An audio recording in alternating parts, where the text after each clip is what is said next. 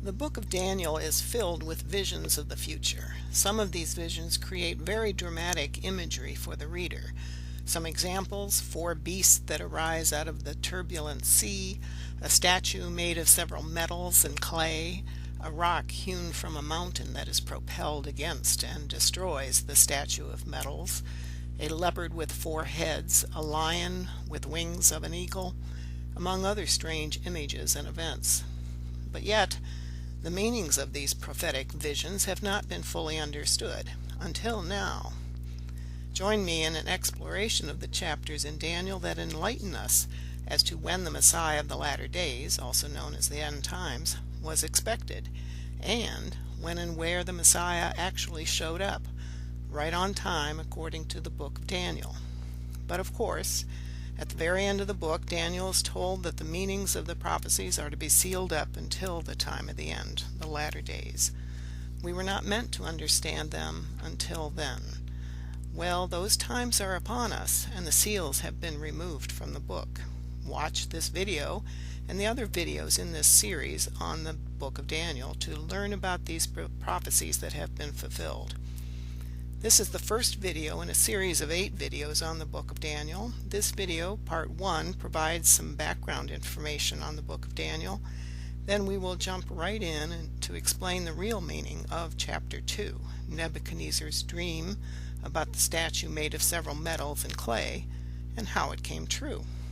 Please note that most of these video parts are quite lengthy. I suggest you break them down into manageable time lengths. Just note down the time marker where you left off and then go back to that time when you can.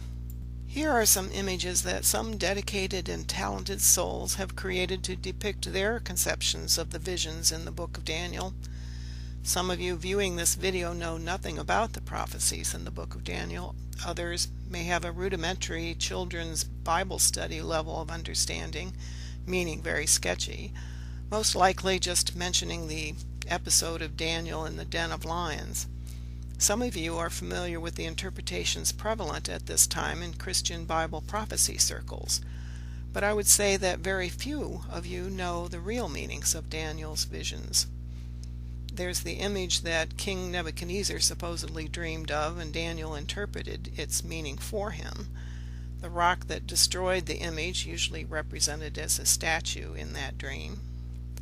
3 of the 4 beasts that came up out of the sea are shown here, and the handwriting on the wall seen by another king of Babylon that apparently forewarned him of his demise. What could these fantastical visions in Daniel's book possibly mean that makes any sense at all? They all seem more like something out of a Hollywood movie filled with special effects than reality-based stories. But they are, indeed, perfectly logical when you know what they mean. It is interesting that at the end of the book of Daniel, in a vision, a man clothed in linen tells Daniel, quote, "The words of the prophecies are rolled up and sealed until the time of the end. Many will be purified, made spotless and refined, but the wicked will continue to be wicked. None of the wicked will understand, but those who are wise will understand." But why the obfuscation? Why were the meanings hidden until now? Why would God and his angels and messengers bother to give these hints of the future, then not let us clearly know what they mean? Even Daniel's explanation of Nebuchadnezzar's dream doesn't tell us what kingdoms are depicted by the statue, and what the heck does it all mean anyway? But now we know. These prophecies were kept sealed until now to serve as proof of the Messiah when he comes. If it is the time of the end, also known as the latter days, then the seals have been opened. Who has opened them? The answer: the returned Messiah. Remember that phrase in the ending verses of the book of Daniel that we saw before, quote, "The wise who shall understand," end quote. The wise would be those who recognize the times, meaning when the end times arrive, and the new Messiah when he appears. The events surrounding the appearance of the Messiah and the explanations provided by the Messiah would clarify the meanings of the prophecies. The explanation by the Messiah of the prophecies will be part of the proofs of his identity. The wise will understand these proofs. The foolish and wicked will not, and they will not recognize the Messiah. And yes, I'm telling you now that the Messiah has indeed appeared. He truly came as the thief in the night he promised he would be, appearing in the darkness of the night, meaning the darkness of the times, taught his faith for 40 years, then returned to the heavenly realm with relatively few people even knowing he'd been here. His forerunner, the Elijah figure to his dispensation, proclaimed his identity in 1844 Common Era in Persia.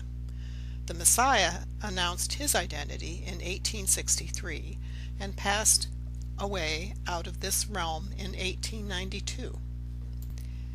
In the nearly 172 years since the forerunner made his proclamation, the new Messiah now has about 6 million followers.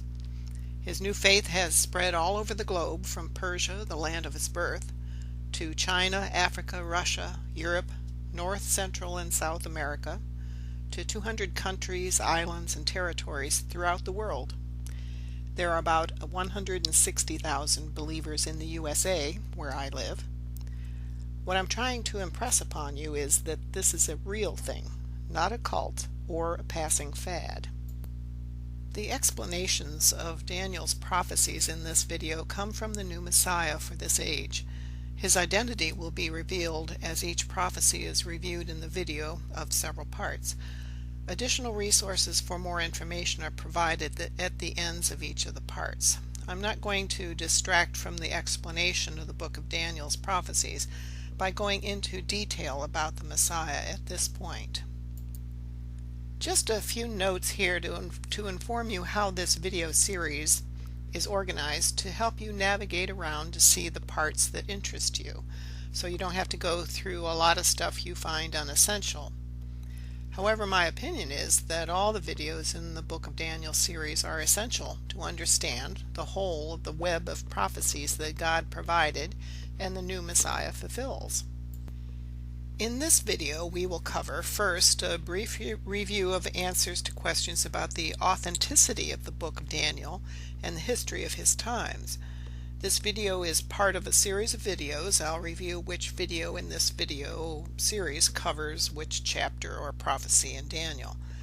Then in this video number 1 of the series, in which we now are, we will dive right into the interpretation and meaning of Nebuchadnezzar's dream in chapter 2 of Daniel, which is a prophecy about the end times, which we are currently living in, by the way. There have been challenges to the authenticity of the book of Daniel, doubts of its authorship and when it was written. Some have theorized that the book, or at least portions of it, were written as late as the 2nd century AD. It's also interesting to note that modern Judaism does not consider Daniel canonical, meaning officially accepted as genuine. Some do, some don't.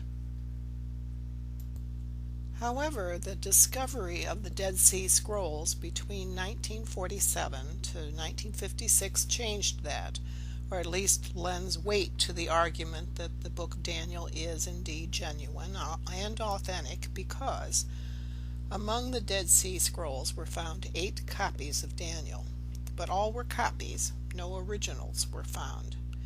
These copies were dated scientifically as being written, that is, copied around 135 BC. It was obvious that the Jewish community in Qumran, the source of the scrolls, highly revered the book of Daniel. They considered it part of the Jewish canonical texts back then, even though modern Jewish scholars tend not to. Well, they might have changed their mind, though, since the Dead Sea Scrolls were discovered. The Qumran sect existed sometime around the 2nd century BC and seemed to have disappeared by 70 Common Era, or AD, when the temple was destroyed. It is not known for sure if they were related to the Essenes or the Sadducees. Both has been theorized by some. The Qumran sect was not considered to be what we would nowadays call mainstream. Also to be noted is that linguistic studies show the Aramaic used in some of the chapters written in that language, is much older than the 2nd century BC, so could well indicate that it truly came from the time of the Neo-Babylonian era during the time of Daniel. But we need to keep in mind that Jesus himself affirmed the authenticity of the book of Daniel. He referred to Daniel when he tells his followers when to expect his return. This is in the book of Matthew, chapter 24, verse 15. There, Jesus cites the book of Daniel as giving the time, that is the year, when he, the Messiah, would appear again. This year is calculated from the book of Daniel in video number 4 of this series. You'll see an outline of the contents of each of these videos in the series on the book of Daniel shortly. Now you might ask, why would the ancient Jews of Qumran revere the book of Daniel but not modern Jews? Many Christian Bible scholars propose that it is simply because the prophecies in Daniel truly foretold the coming of Jesus Christ that the book of Daniel was dismissed from the canons by the Jewish priesthood. When the station of Jesus as the Messiah was denied, so too were the prophecies in the entirety of the book of Daniel. Some theorize. Why, if that is true?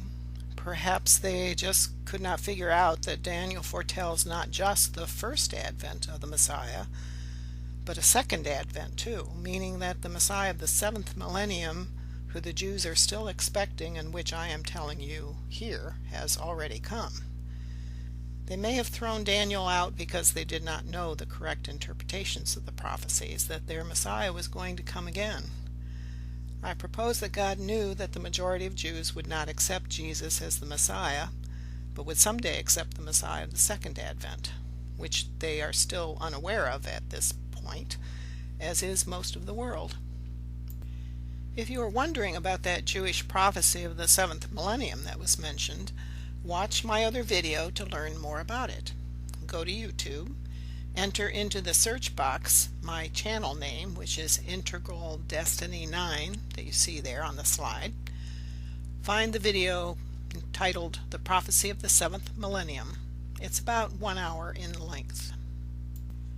The real big question now is, will Christians now also throw out the book of Daniel or ignore it now that the true interpretations are known, because they too are being shown meanings of the prophecies that they, just like the Jews, do not accept, meaning that the Messiah has returned already and his name is not Jesus this time, just like the Old Testament and the book of Revelation tells us would be. Think about that as you watch this video series. However, having mentioned that conspiracy theory, it should be noted that another proposed reason why Daniel is not in the Jewish canons could be as simple as that the official canon of writings could have been pretty much established before Daniel wrote of his visions, or someone else wrote them down late in the history of the Jewish texts, that it was simply too late to add them to the recognized Finnish compilation. It may be interesting to some that the oldest copies of Daniel that have been found so far were in either Hebrew or Aramaic languages, as shown here on this table.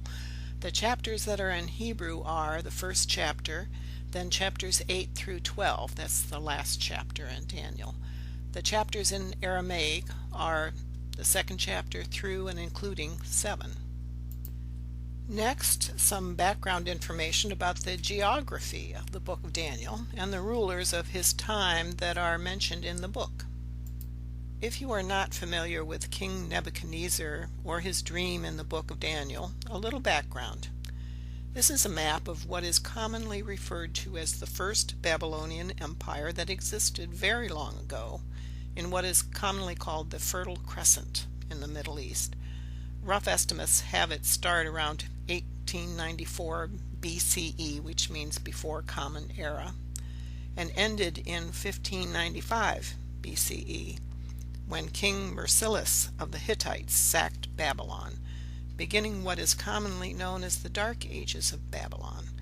Babylon was invaded, sacked, and controlled by several groups in the centuries to follow after King Mercilus invaded. King Hammurabi of the First Babylonian Empire ruled from 1792 BCE to 1750 BCE. Remember his Code of Hammurabi that is on several tablets and a stele that detailed laws in Hammurabi's kingdom? One of the first written codifications of laws.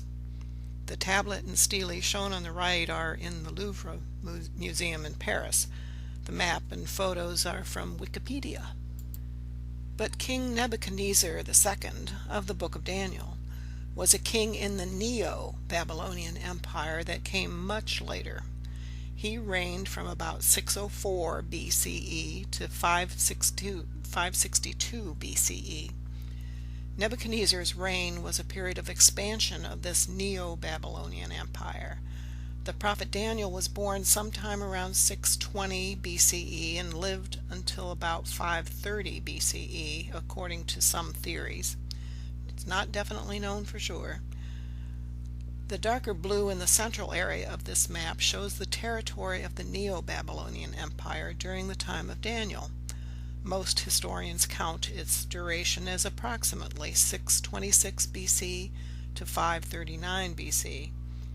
This time period is also known as the Chaldean era.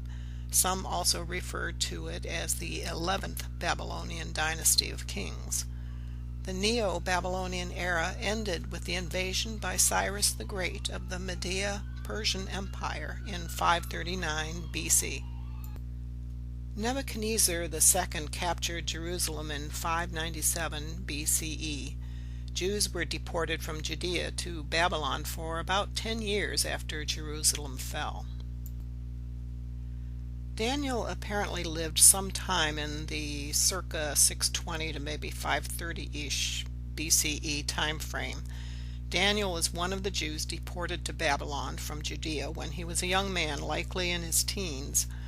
The book of Daniel reveals in several locations that Daniel and other Jews in Babylon went to great lengths to retain their faith in God and comply with Jewish laws, at times in great variance to the popular culture of the worship of idols in Babylon.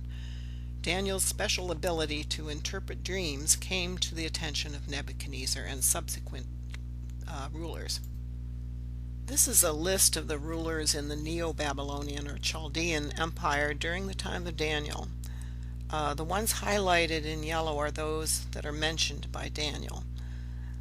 Nabopolassar was the first king of what some call the 11th dynasty of Babylonia.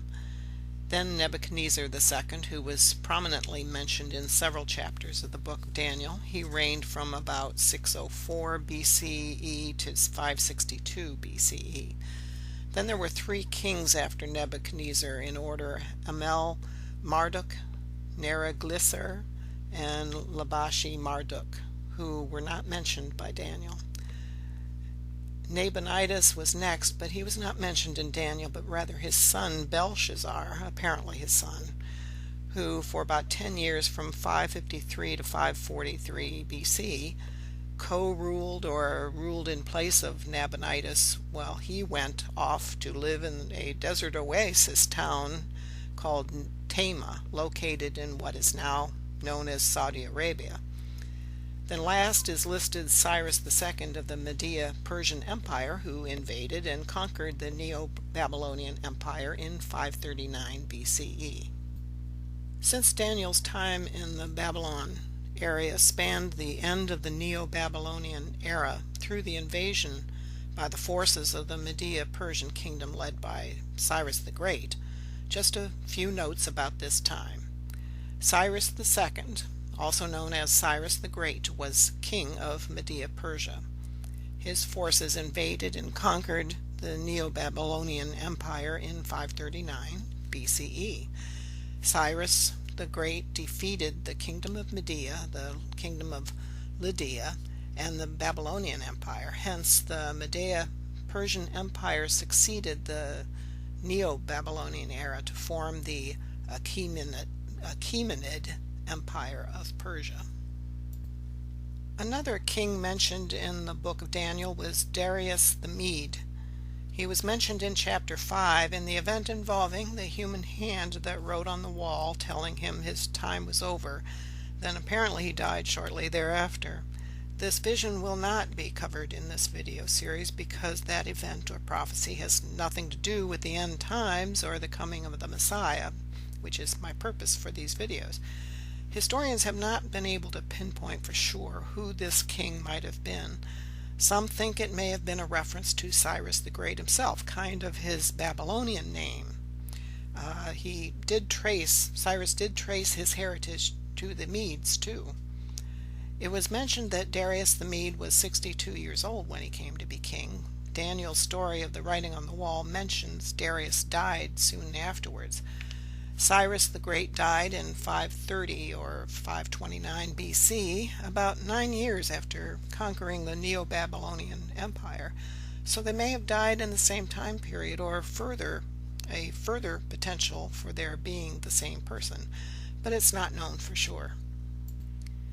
The New International Version Study Bible comments that this King Darius may actually be referencing either Gubaru, the governor of the Babylon area appointed by Cyrus the Great, or that the name Darius may be the throne name for Cyrus the Great himself in Babylon, as was mentioned before.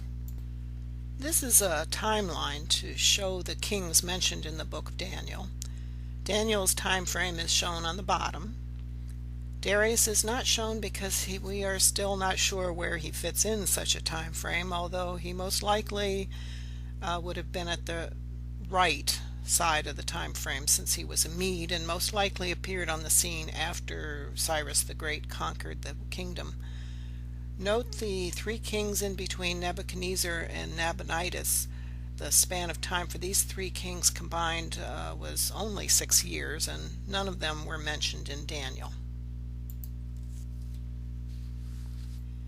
This is a map of the furthest extent of the Media-Persian Empire, known as the Achaemenid Empire, that Cyrus the Great established. The area Cyrus the Great, meaning Cyrus II, ruled is the area shaded in pink. It expanded further to the red and purple areas under the helm of his successors. The red circles show the locations of Babylon in the center of the map, and Susa to its east, where Daniel may have had some of his visions too. The area of ancient Elam is circled in green. This map illustrates the captivity of Judah during this time. This map and more information can be found at the website on the slide there, www.bible-history.com. Just so you know, the primary sources for this interpretation of the book of Daniel is the writing by Mr. Robert Riggs in his text called I, Daniel. The text is worth reading if you want to know all the nuances in Daniel's prophecies. It is available for free online, as you see here. It's divided into 2 parts in the websites that you see.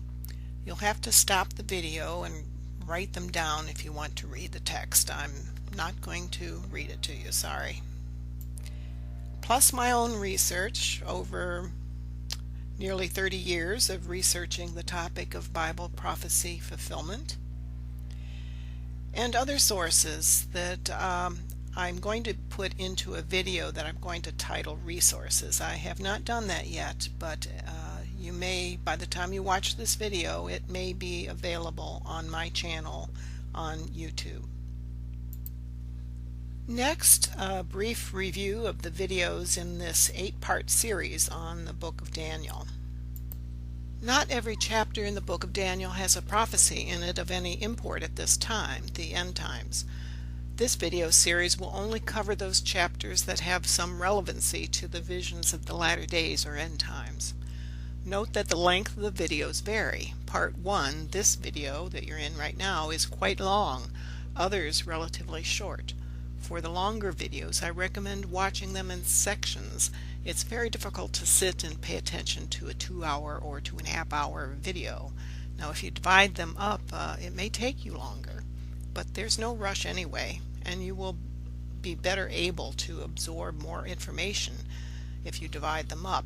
Just remember where you left off in the video each time so you don't waste your time. Now, if we look at this little table, the chapters of the book of Daniel are in the left column, and the video in the series that it covers it is in the far right column. Chapter 2, which is the prophecy of Nebuchadnezzar's dream of the kingdoms that will replace his until the end of time, the last days, and the coming of the Messiah. This video you are presently watching will cover this prophecy. Chapter 3 is not included. Chapter 4 is the dream of the tree. That's in video number 2 of 8. Chapters 5 regarding the handwriting on the wall and chapter 6 regarding the den of lions are not included, since again they're not about the end times. Chapter 7 contains the dream of the 4 beasts, and it's in video number 3, or part number 3. Chapters 8 and 9 are combined into video number 4. These are the 2300 days prophecy and the 70 weeks prophecy. These prophecies give clear time frame windows for the coming of the messiahs of the second advent in chapter 8 and the first advent, meaning Jesus, respectively. This is explained in video number 4. Chapter 10 on Daniel's vision of a man is in video number 5. Now regarding chapter 11 at the top, chapter 11 has 2 parts. The first part is about the kings of the north and south. The second part is about the king who exalts himself.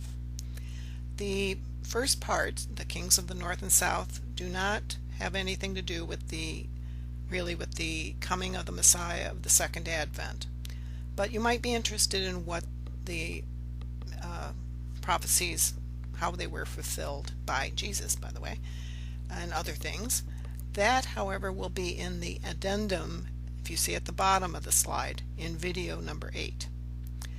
But in chapter 11, the second part, the king who exalts himself, that is covered in video number 6, because that has to do with the coming of the Messiah of the second advent. Now chapter 12, about the end times, that's the actual phrase used in the first line of this chapter. Verse 1 even says, "At that time Michael, the great prince who protects your people, will arise." So you'll learn about Michael and the Messiah in video number 7 of the 8-part series. Then of course that addendum I mentioned is video number 8. So at last we begin in this video number 1 with chapter 2 of the book of Daniel, Nebuchadnezzar's dream. In his dream, King Nebuchadnezzar saw an image, usually shown as a statue, with a head of gold, chest and arms of silver, belly and thighs of bronze, legs of iron, and feet of a mixture of iron and clay. This is the prophetic dream of Nebuchadnezzar from Daniel chapter 2, verses 32 through 34. Nebuchadnezzar saw, quote, "The head of the image was of fine gold, its breasts and arms of silver, its belly and thighs of bronze, its legs of iron, its feet part iron and part clay. While Nebuchadnezzar looked, a stone was hewn from a mountain, not by human hands. It struck the image on its feet of part iron and part clay, and shattered them." It needs to be emphasized that a couple verses before this, in Daniel chapter 2, verse 28, it is explained that Nebuchadnezzar's vision is about the latter days. The very first thing we need to understand about this vision is that it ultimately reveals mysteries about what will happen in the latter days. The exact verse states, quote, "However, there is a God in heaven who reveals mysteries, and he has made known to King Nebuchadnezzar what will take place in the latter days." End quote. Please note that in my videos I have, when I'm quoting verses from Daniel, I will put them in a background of yellow with mostly black print, with emphasis either underlining, bold print, or sometimes colors or combinations thereof.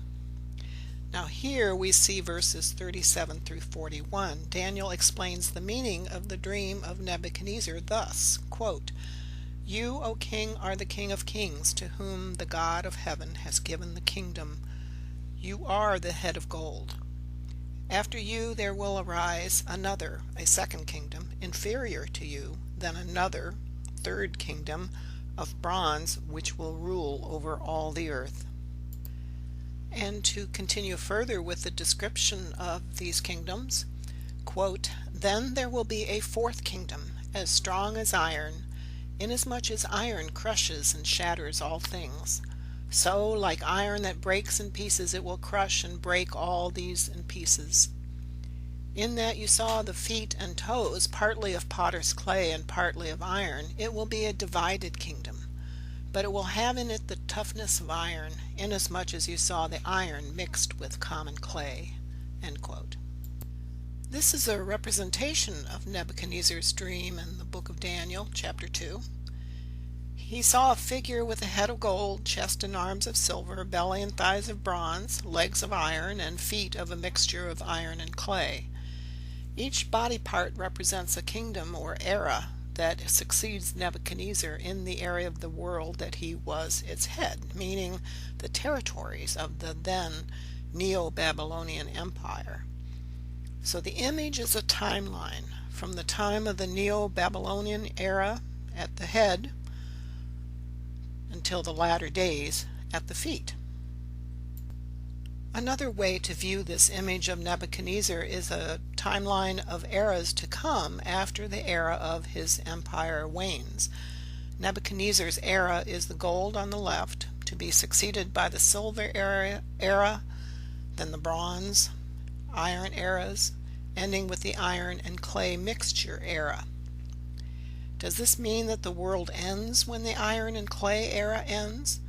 No, it means that the latter days is at that stage of the coming of the Messiah who will end these eras to begin an entirely new era, that of the kingdom of God on earth, brought to us by the Messiah and his teachings for all of humanity. The period of the latter days started approximately in 1800 Common Era and will last until about the year 2240 Common Era. So we have a ways to go yet till the latter days ends with the coming of the seventh millennium. According to the Zohar, a Jewish authoritative mystical work, the Messiah would return after 1840 Common Era, which he did. As mentioned, his forerunner proclaimed his identity in 1844 Common Era, and the Messiah revealed his identity in 1863 Common Era. To understand how the timing of the latter days is derived, please see my video about it. Go to youtube.com, enter the channel name, my channel name, Integral Destiny 9, all one word. Select the video titled The Prophecy of the Seventh Millennium. Another explanation of the timing of the latter days can be found in the video on chapters 8 and 9 of Daniel, in video or part number 4 of the Book of Daniel series, and it explains the year that the Messiah of the seventh millennium would appear. And by the way, you should see all the parts of the Book of Daniel in order, starting with this video number 1 and then number 2, etc. So I don't recommend skipping any of them. The mixture of iron with clay symbolized a divided kingdom, as told in verse 42 of chapter 2, quote, As the toes were partly iron and partly clay, so this kingdom will be partly strong and partly brittle. And just as you saw the iron mixed with baked clay, so the people will be a mixture and will not remain united, any more than iron mixes with clay. End quote. Now we have to remember this from verse 34, quote, A stone was hewn from a mountain, not by human hands. It struck the image on its feet of part iron and part clay and shattered them. End quote. The figure of those kingdoms is destroyed by the stone hitting the feet, those divided iron and clay feet, the most vulnerable part of the image, since it is already weakened by division from within. Daniel goes on in his interpretation of the dream to say in verse 44, quote, In the time of those kings, the God of heaven will set up a kingdom that will never be destroyed, nor will it be left to another people. It will crush all those kingdoms and bring them to an end, but it will itself endure forever." End quote. So a kingdom will come, God's kingdom, which will strike and crush these worldly kingdoms. But in this verse it states that this kingdom will be set up at the time of the kings of the divided kingdom, the feet of iron and clay. That means that the foundations for this kingdom will be laid, meaning set up, not that its full fruit will instantaneously appear in full glory. It takes a while for the new spiritual kingdom to be constructed upon that foundation. To continue with Daniel's interpretation, verse 45, quote, "This is the meaning of the vision of the rock cut out of a mountain, but not by human hands, a rock that broke the iron, the bronze, the clay, the silver, and the gold to pieces." End quote. Specifically, per the verses, the rock strikes the feet and the entire image is broken up and destroyed. This means that the old order, shall we say, of worldly kingdoms is broken and ended, to be replaced by the setting up of God's kingdom on earth as God has promised. To continue the quote from verse 45, "The great God has shown the king what will take place in the future.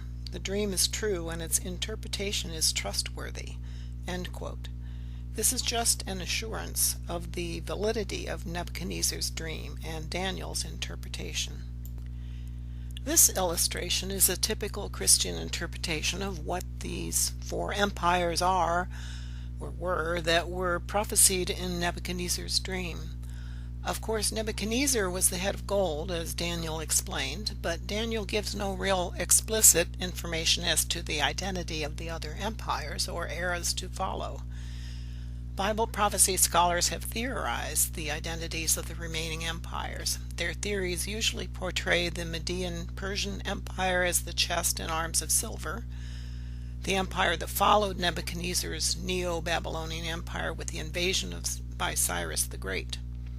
The bronze section is supposedly the Greek Empire, and the iron legs the Roman Empire, the two sections that are circled in the illustration. In this version, the feet of iron and clay mixed together is just termed the end times. The various interpreters propose everything from a resurrected Roman Empire to the European Union. Others have even proposed it's the United States Empire. Again, Daniel does not give any specifics of what the future kingdoms, eras, or ages will be. In other words, what and when will the silver kingdom be, and the bronze and the iron, etc. This all must be discerned from other visions or prophecies by Daniel and others, and by an intense study of history and current events. This is an example of yet another Christian interpretation. Note that in reference to the feet of iron and clay, this version just states they don't know and call it a prophetic gap. This slide shows a version of the dream interpretation that cross-references another prophetic dream, the dream that Daniel had, which is told in Daniel chapter 7. This meaning of this other dream of Daniel's of the four beasts is in the column highlighted in yellow, and will be covered in part or video number 3 of this series on the book of Daniel. Now, this is an interpretation from the new perspective that comes with the fulfillment of the prophecy by the appearance of the Messiah of the latter days.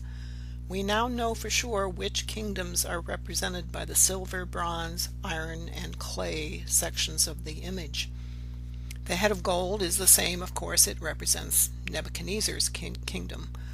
The second, the silver chest and arms, is still the same as depicted before, the Medo-Persian or Medo-Persian Empire. But the third kingdom is not the Greek kingdom alone, and the fourth kingdom of the Roman Empire, but rather they have been combined into a Greco-Roman Empire, meaning the Hellenistic period, because of the melding of the influence of both during that period from 335 BC to the 7th century Common Era. During this era, Greek culture and language flourished, even during the time of the Roman Empire. Greek was still the language of the written word well into the Common Era times. For instance, the book of Revelation, written about 95 Common Era, was written in Greek, influenced by Hebrew too. Therefore, the correct designation of this period of the history of this area of the world is the Hellenistic period, or the Greco-Roman combination period. The fourth kingdom, the legs of iron, is now recognized to be the Islamic Empire, which began around 622 Common Era. Jewish and Christian Bible scholars have had blinders on for almost 1400 years and really have just refused to recognize the existence of the Islamic Empire. Therefore, their interpretation of the dream has not been correct because of their rejection of Muhammad and the Islamic Empire established by his followers. Thus, the Islamic Empire is the prophesied fourth kingdom represented by the iron legs and, as the Bible text states, including the feet as shown at the very top of this slide. But the feet are mentioned separately, but not as a new empire, but rather the divided empire of Islam, a mixture of iron and clay. The feet symbolize the last portion or period of the Islamic Empire as it weakened over time. The major cause being its being divided up by various leaders and factions, especially the differences between the two major sects of Islam, Sunni and Shia. Remember, Daniel mentions that it is a divided kingdom, shown by the feet made of a mixture of iron and clay, meaning the Sunni and Shia branches of Islam and the nations they inhabit. At the time of the end, meaning the latter days, the end times, in the last 400 years of the 6th millennium, the powers in that area of the world were the Ottoman Empire, that's mostly the Sunnis, and the Persian under the Qajar dynasty of kings of the Shia sect. These weak feet symbolize the last legs, so to speak, of the Islamic Empire. The last portions of it were the Ottoman Empire, the Caliphate of Turkey, the iron part of the mixture of iron and clay. The Ottoman Empire officially ended in 1924. It was a somewhat powerful remnant of the Islamic Empire of the Sunnis that conquered Persia and controlled it for many centuries. But toward the end of that era, only the Sunni Ottoman Empire remained, much diminished in power and territory. It was referred to as the sick man of Europe in the mid-1800s to early 1900s. That's how much it had deteriorated as a power. The clay portion of the feet represent the Qajar dynasty of the kings of Persia, that's modern-day Iran, that ended in 1925. This disintegration was the major blow to the past glory of the former Persian Empire. Persia was mostly of the Shia sect of Islam. The moon is a symbol of the Ottoman Empire, and the earth, meaning the clay, is the symbol of Persia.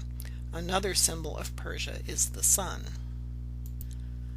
The stone described in Daniel chapter 2 verses 32 to 35 hits the feet of the statue, meaning that the coming of the forerunner and the Messiah shatters the last remnants of the empire in existence in the latter days. The kingdom of God on earth begins. The bottom line to all this is that when the fourth kingdom, the Islamic Empire, has become very divided, the Messiah would appear. That's the rock hewn from the mountain. The Messiah and the events surrounding his appearance serve to influence, even put in motion, the circumstances of the final division and disintegration of the fourth era or kingdom of Nebuchadnezzar's dream. So the question is, did this happen? The ending of the Islamic Empire, and if so, when? This is important because the timing of these events, of the disintegration of the fourth era or civilization, indicates when the Messiah would appear, and that his coming must have something to do with it.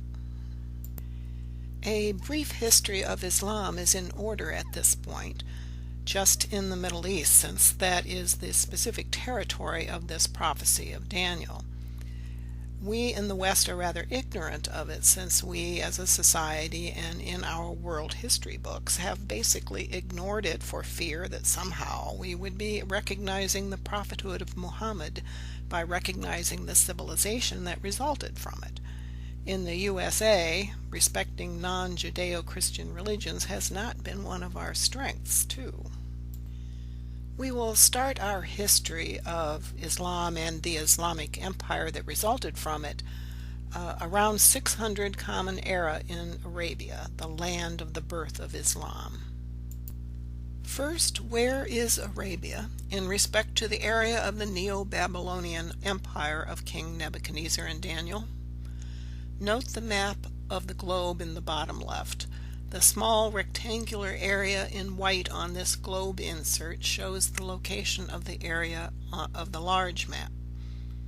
This just helps the viewer know where it is in relation to the world map. The large map shows the Middle East from Turkey on the far north central area to Egypt, Arabia, and Persia, modern-day Iran. Just FYI, the Sinai Peninsula is that small triangular area between Egypt and Arabia to which the small red arrow is pointing. This is just a point of clarification. Some people get confused between the Sinai Peninsula and the Arabian Peninsula. Note the location of Babylon to the north of Arabia. But you must remember that by the time of Muhammad, around 600 Common Era, which we are talking about here, Babylon was no longer in existence. I'm just highlighting where Babylon of the ancient kingdom would have been located in relation to where Islam started. The seats of the kingdoms of the Islamic empire after about 661 Common Era were not located in Arabia, but rather usually in the area of the former Neo-Babylonian Empire to the north of Arabia. The light-colored lines are the current national boundaries, not in existence for the most part around 600 Common Era. Just keep that in mind. Also note the locations of the cities of Medina and Mecca along the western part of the Arabian Peninsula. Remember that most of the land of Arabia is desert. Villages that existed in interior areas developed around oases. This harsh terrain meant that few people lived in the interior parts of the Arabian Peninsula, and most, but not all, Arabs and some other tribes were nomads. And to make clear, the green rectangle that you see superimposed on the map just shows the area of the former Neo-Babylonian Empire of Nebuchadnezzar that the whole book of Daniel basically is talking about that territory. And what about the Arabian people at that time? Well, they were very tribal and clan-based societies, as many societies were in the world at that time, around 600 Common Era. Most were nomads, but there was a significant population in towns and settlements, usually where there was an oasis in the desert, and along coasts and trade routes. Trade with other peoples throughout the world was an important source of livelihoods, including with India, Persia, Egypt, even China. The Arabian tribes were warlike and very ferocious. Tribes were continually fighting, then making alliances, then breaking alliances. Sometimes they would form confederacies for the purpose of defense or offense, but such agreements were short-term. They often preyed on each other, raiding each other's settlements. There was no unity along the lines of a sense of community or nationhood, only tribes and clans, and even those bonds did not hold. Women and girls were of little value, considered of less value than the herds of goats and sheep. Female infanticide was very common. Mecca was a very important center of trade and commerce. Mecca was the center of pilgrimage of tribes throughout the region, each tribe having its own favorite idols they worshipped. The Kaaba, the cube-shaped building, already existed. Tradition holds that it's an ancient building built by Abraham himself to worship the one and only God. A black stone in one of the corners was placed there by Abraham, according to legend, but it had long ago reverted to the worship of idols. According to legend, it had 360 idols in it as objects of worship for these idolatrous tribesmen at the time that Muhammad appeared on the scene. On the left of this slide is a picture of the present-day Kaaba, the building supposedly built by Abraham to worship God. It is draped in black fabric, a color of spirituality in Islam. The diagram at the right shows the interior of it in pre-Islamic times, and that was at the time just before Muhammad appeared on the scene, and it was full of idols, very much counter to the faith of Abraham. As mentioned, it was the object of pilgrimage for all the idol-worshipping tribes of Arabia before Muhammad started to preach his teachings of one God. In 600 Common Era, the Emir of Mecca, meaning the governor or king of Mecca, was a man by the name of Abu Sufyan. His tribe had a major part of the business of selling idols and other religious items to the pilgrims who came to Mecca. So the prospect of the elimination of idol worship would mean the collapse of the source of income for Abu Sufyan and some other tribal leaders of Mecca. Muhammad was born around 570 Common Era in Mecca. He was of the Quraysh tribe in the Banu Hashim clan. He was a descendant of Abraham through Ishmael. Arabs had since antiquity stressed the importance of keeping track of genealogical roots, although written records did not develop until around this time. Before that, oral traditions were passed down through the generations.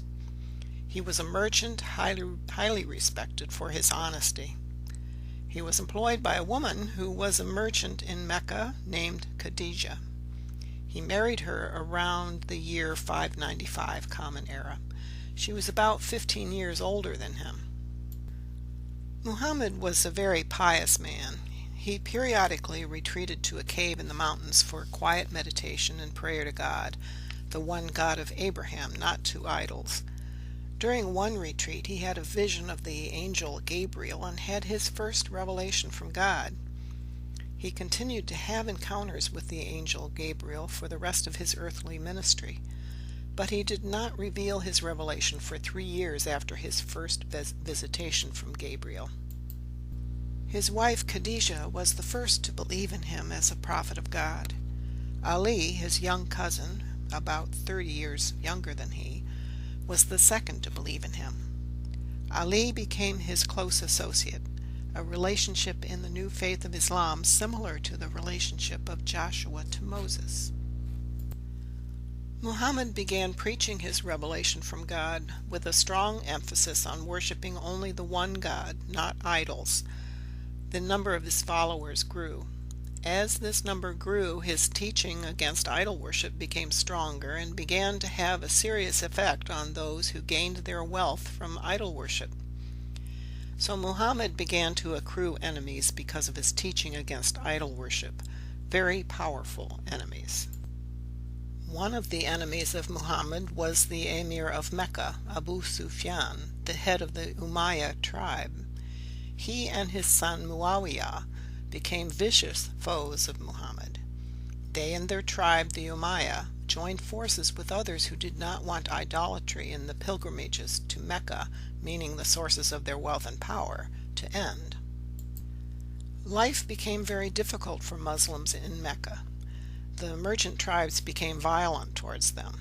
Muhammad directed some of his followers to leave and go to Abyssinia for safety. Muhammad's teachings and abilities reached the leaders of the town of Yathrib. They invited Muhammad to move there.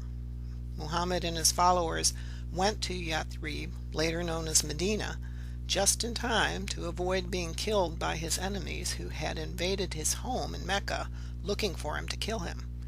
Luckily, he had already left for Yathrib.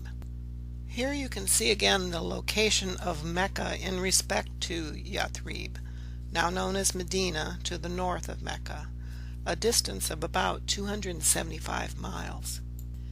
This flight of Muhammad from Mecca to Medina in 622 Common Era is known as the Hijra. You may see it spelled in various ways, such as those shown here. So Hijra, Hijra, Hijrat, and some other variations of that. This year, 622 Common Era, is the first year, year 1 of the Muslim lunar calendar. The abbreviation AH means Anno Hijri from Latin, also sometimes termed after Hijra. That is the first year after the time of the Hijra. And remember, there's no year 0 in the Islamic calendar. The leaders of Mecca eventually signed a treaty with Muhammad to allow Muslims to enter Mecca to worship at the Kaaba the next year. However, the Meccans broke that treaty and would not allow Muslims to enter Mecca. Muhammad's forces then marched on Mecca since the Meccans had violated the agreement. Mecca surrendered and all Meccans became followers of Muhammad, at least in theory. Abu Sufyan and his son Muawiyah may have verbally professed belief in Muhammad and Islam to save their lives when Mecca fell to Muhammad's forces, but Muawiyah remained a conniving, murderous, evil man, even though he became a member of the leadership of the Islamic community by virtue of his being a leader of his clan, the Umayyah, upon the death of his father. Muawiyah continued to cause problems, but now he was supposedly within the faith community of Islam. The community of the believers of Islam is known as the Ummah, by the way.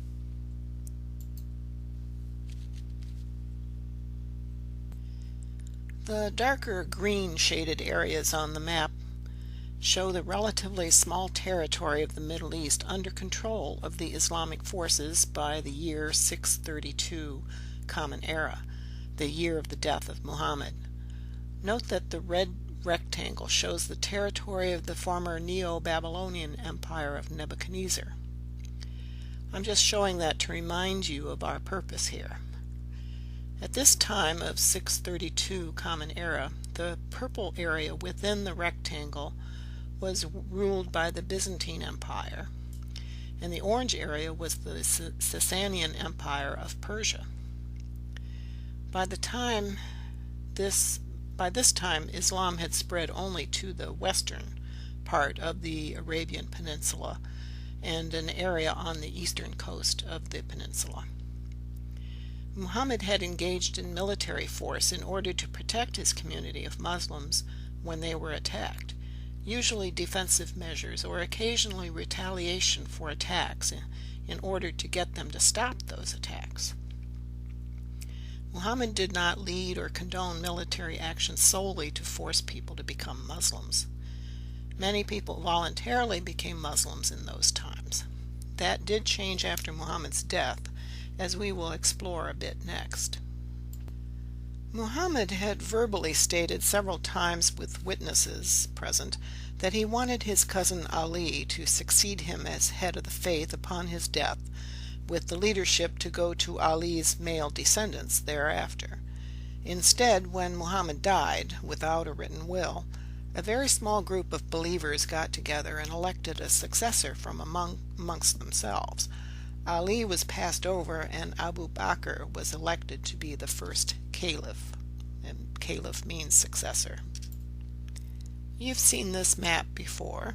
Remember the dark green shaded areas of the western Arabia and the southeastern corner of Arabia was the extent of Islam by the time of Muhammad's death in 632. And the red rectangle shows the approximate territory of the Neo-Babylonian Empire of Nebuchadnezzar of Daniel's time.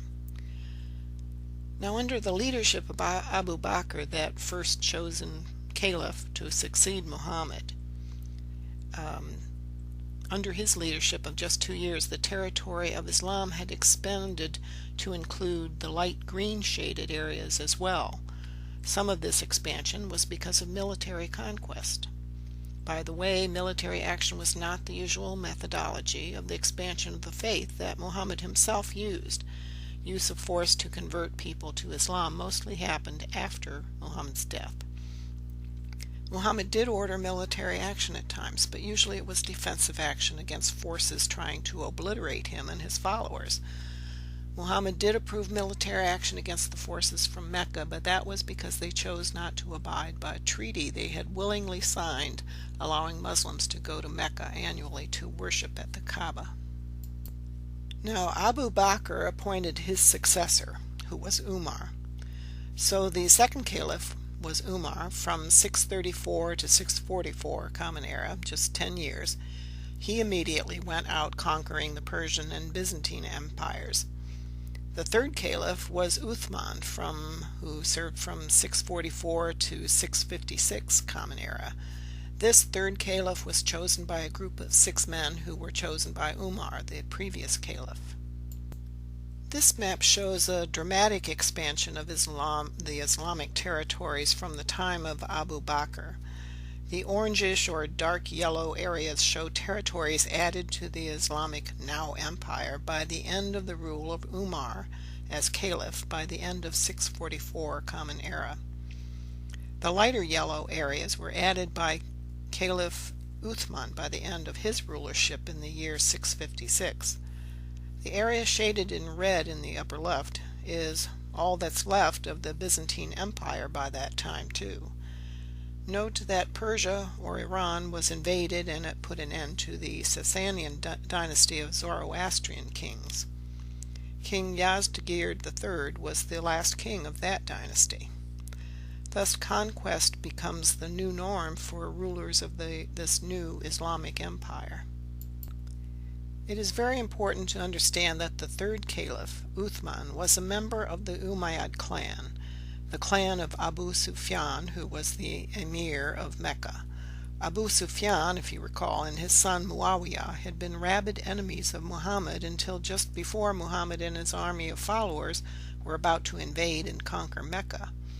They decided to surrender and pledged allegiance to Muhammad and his faith Islam to save their necks. But the 2 men of the Umayyad clan, Abu Sufyan and his son Muawiyah, were never really followers or proponents of the religion of Islam. They were users of Islam for their own purposes. They were murderous and duplicitous in the extreme. They were the personifications of the Antichrist of the Muhammadan dispensation in the effects they had upon it. So anyway, Uthman ruled for 12 years, but toward the end he was very unpopular. Uthman was assassinated in 656 Common Era.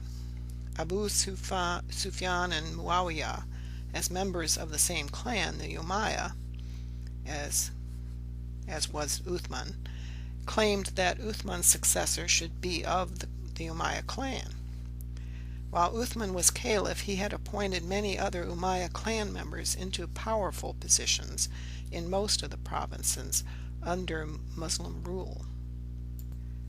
After Uthman's assassination, Ali became the 4th caliph in 656. That's year 36 of the Islamic calendar, and this was because of popular acclamation. His becoming caliph was accepted by most of the Muslims in Medina and most provinces under Muslim rule, because the Muslims had been so unhappy with Uthman, the previous caliph. It seemed like Muhammad's wishes might be fulfilled, that is, that Ali would become the head of the faith of Islam and his descendants follow in his place. It's very important to understand that Ali was not only the 4th caliph of Sunni Islam. Ali was also considered to be the first imam of the Shia sect of Islam after the fact. An imam to the Shia is the chief religious leader and considered to be the successor to Muhammad as the head of the faith of Islam. Those of the Sunni sect would disagree with that, however. But when Ali was chosen to be caliph over him, Muawiyah revolted against Ali being named caliph. Muawiyah commenced armed resistance against Ali. Armies on both sides, Ali's and Muawiyah's, were formed, but an assassin killed Ali in 661. Many believe that Muawiyah was behind that assassination. Ali had been quite popular as the caliph. Upon his death, many Muslims wanted Ali's older son, Hassan, to be named caliph. Muawiyah schemed and plotted against Hassan. Some historians of Islam record that Muawiyah's plotting and threatening postures are believed to have intimidated Hassan to agree to abdicate from being caliph. Hassan, instead of becoming the next caliph, retired to a private life of piety. That same year, 661, Common Era, Muawiyah became the fifth caliph of Islam after Ali's death. Muawiyah set up his son Yazid to be the next caliph after him, to perpetuate the Umayyad clan's power in the Islamic dominions. The Umayyads remained vigilant about Hassan and Hussein, an event they tried to claim to be the caliph. Shias believed that the Umayyads murdered or arranged for the murder of numerous imams of the Shia branch of Islam, and also descendants of Ali who could possibly become the imam designate. Hassan did not become caliph, but he was considered to have been the second imam to the Shias. Hassan died at age 46 in 669, Common Era. Shia historians record that he was poisoned by his wife, instigated by Muawiyah, to ensure that Muawiyah's son would be the next caliph. Hassan's brother Hussein is considered by Shias to have succeeded his brother to be the third imam of the Shia branch of Islam. Muawiyah died in 680. Hussein made moves to possibly claim to succeed Muawiyah as caliph, but the Umayyads immediately took violent steps to prevent Hussein from becoming caliph. The Umayyad and their armies used deception and violence to prevent that claim by Hussein. Battles were fought until Hussein and many of his family members were killed by the Umayyads. The only male survivor of the lineage of Muhammad and Ali was Hussein's son, also named Ali, like his grandfather. Hussein's son Ali was then the fourth imam of Shia Islam. Reports indicated he was poisoned by the Sunni Caliph Walid, or Walid's brother. There were 8 additional imams of the lineage of Muhammad. The last, the 12th imam, was apparently either very young when his father, who was the imam, died, and he was designated as the imam as his successor. Then this young 12th imam disappeared, or the other version is that there was no heir to the 11th imam, thus leaving the 12th imamship vacant after the year 260 AH, Anno Hijri. It should be noted that none of these imams of the Shia sect became caliph. That possibility was completely shut out by the Umayyads by their taking over the caliphate for a total of 150 years, until their reign was ended by the Abbasid clan, who murdered all but one of them and took over the rulership of Sunni Islam and its territories, which included areas where members of the Shia sect were predominant, such as in Persia and Iraq. Shia history states that the young 12th imam disappeared and went into occultation, a theorized mystical protective condition. This occurred in 260 AH, which was around the year 874 Common Era. This very young 12th imam, if he existed, supposedly said prayers at the service for his dead father, then was never seen again. The prophecy of the 12th imam is that the 12th imam would return someday as the Mahdi, the prophesied future savior of the Twelver sect followers of Shia Islam. The whole question of who the legitimate successor to Muhammad as leader of the faith community of Islam should be is the basis for a long history of disputes and violence between the Sunni and Shia sects of Islam through the centuries since the death of Muhammad in 632 Common Era, almost 1500 years ago.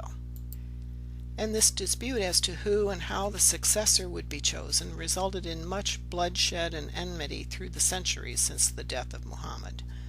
I found this image out on the web that illustrates this power struggle. It is from the cover of the magazine New Statesman on June 16, 2011. You can see it at newstatesman.com. Now, the Sunni sect has different beliefs on who should be the successor.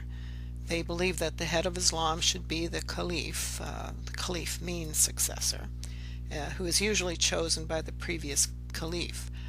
The caliphate was usually passed down from father to son since the start of that Umayyad dynasty that Muawiyah started. This illustrates how the two ideas of who was to succeed Muhammad developed. There had been several witnessed reports that Muhammad wanted Ali to succeed him, statements Muhammad had made on several occasions. Then the line of successors would be Ali's male offspring, shown in the line of successorship on the right, the boxes with the purple background. Note that on the left that what was done was contrary to Muhammad's wish when a group of companions of Muhammad chose Abu Bakr as the first caliph. Abu Bakr was caliph, then he designated Umar to succeed him, and after Umar, a group of 6 people chosen by Umar, selected Uthman to be caliph. After Uthman's death, the people pressed for Ali to be chosen to succeed Uthman, who was very unpopular. Ali was finally chosen to be caliph in 656, but he was assassinated 5 years later in 661. The assassination was not proven to have been arranged by Muawiyah, but most people assumed he had something to do with it. Such violent moves were well within his known way of doing things. Then Muawiyah at last had what he wanted, the caliphate. He became the 5th caliph and started the Umayyad dynasty of Islamic rulers that lasted for 150 years. The orange areas here show the expansion of the Islamic Empire by the year 1000 Common Era. The red rectangle shows the territory of the former Neo-Babylonian Empire, if you recall. That territory is controlled by Muslim rulers in that year 1000 Common Era. Note the purple areas, that is the remaining territory governed by the Byzantine Empire in the year.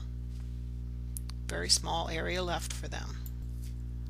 The first 4 caliphs after Muhammad were termed the Rashidun caliphs, which means rightly guided, which Shias would disagree with that premise, except for Ali's selection as the 4th caliph. The Rashidun caliphs were headquartered in Medina, Arabia. When Muawiyah became the 5th caliph, he started the practice of handing down the caliphate to offspring or relatives of the previous caliph, thus starting the Umayyad dynasty of caliphs that lasted 150 years. They were headquartered in Damascus, Syria. They were mostly very worldly, power-hungry, greedy, violent leaders who used Islam for their own material ends. Next, the Abbasid tribe conspired to kill off the Umayyads in a power grab. Note that one Umayyad leader got away to Spain, where he began the Iberian Umayyad Caliphate, which lasted a couple more centuries.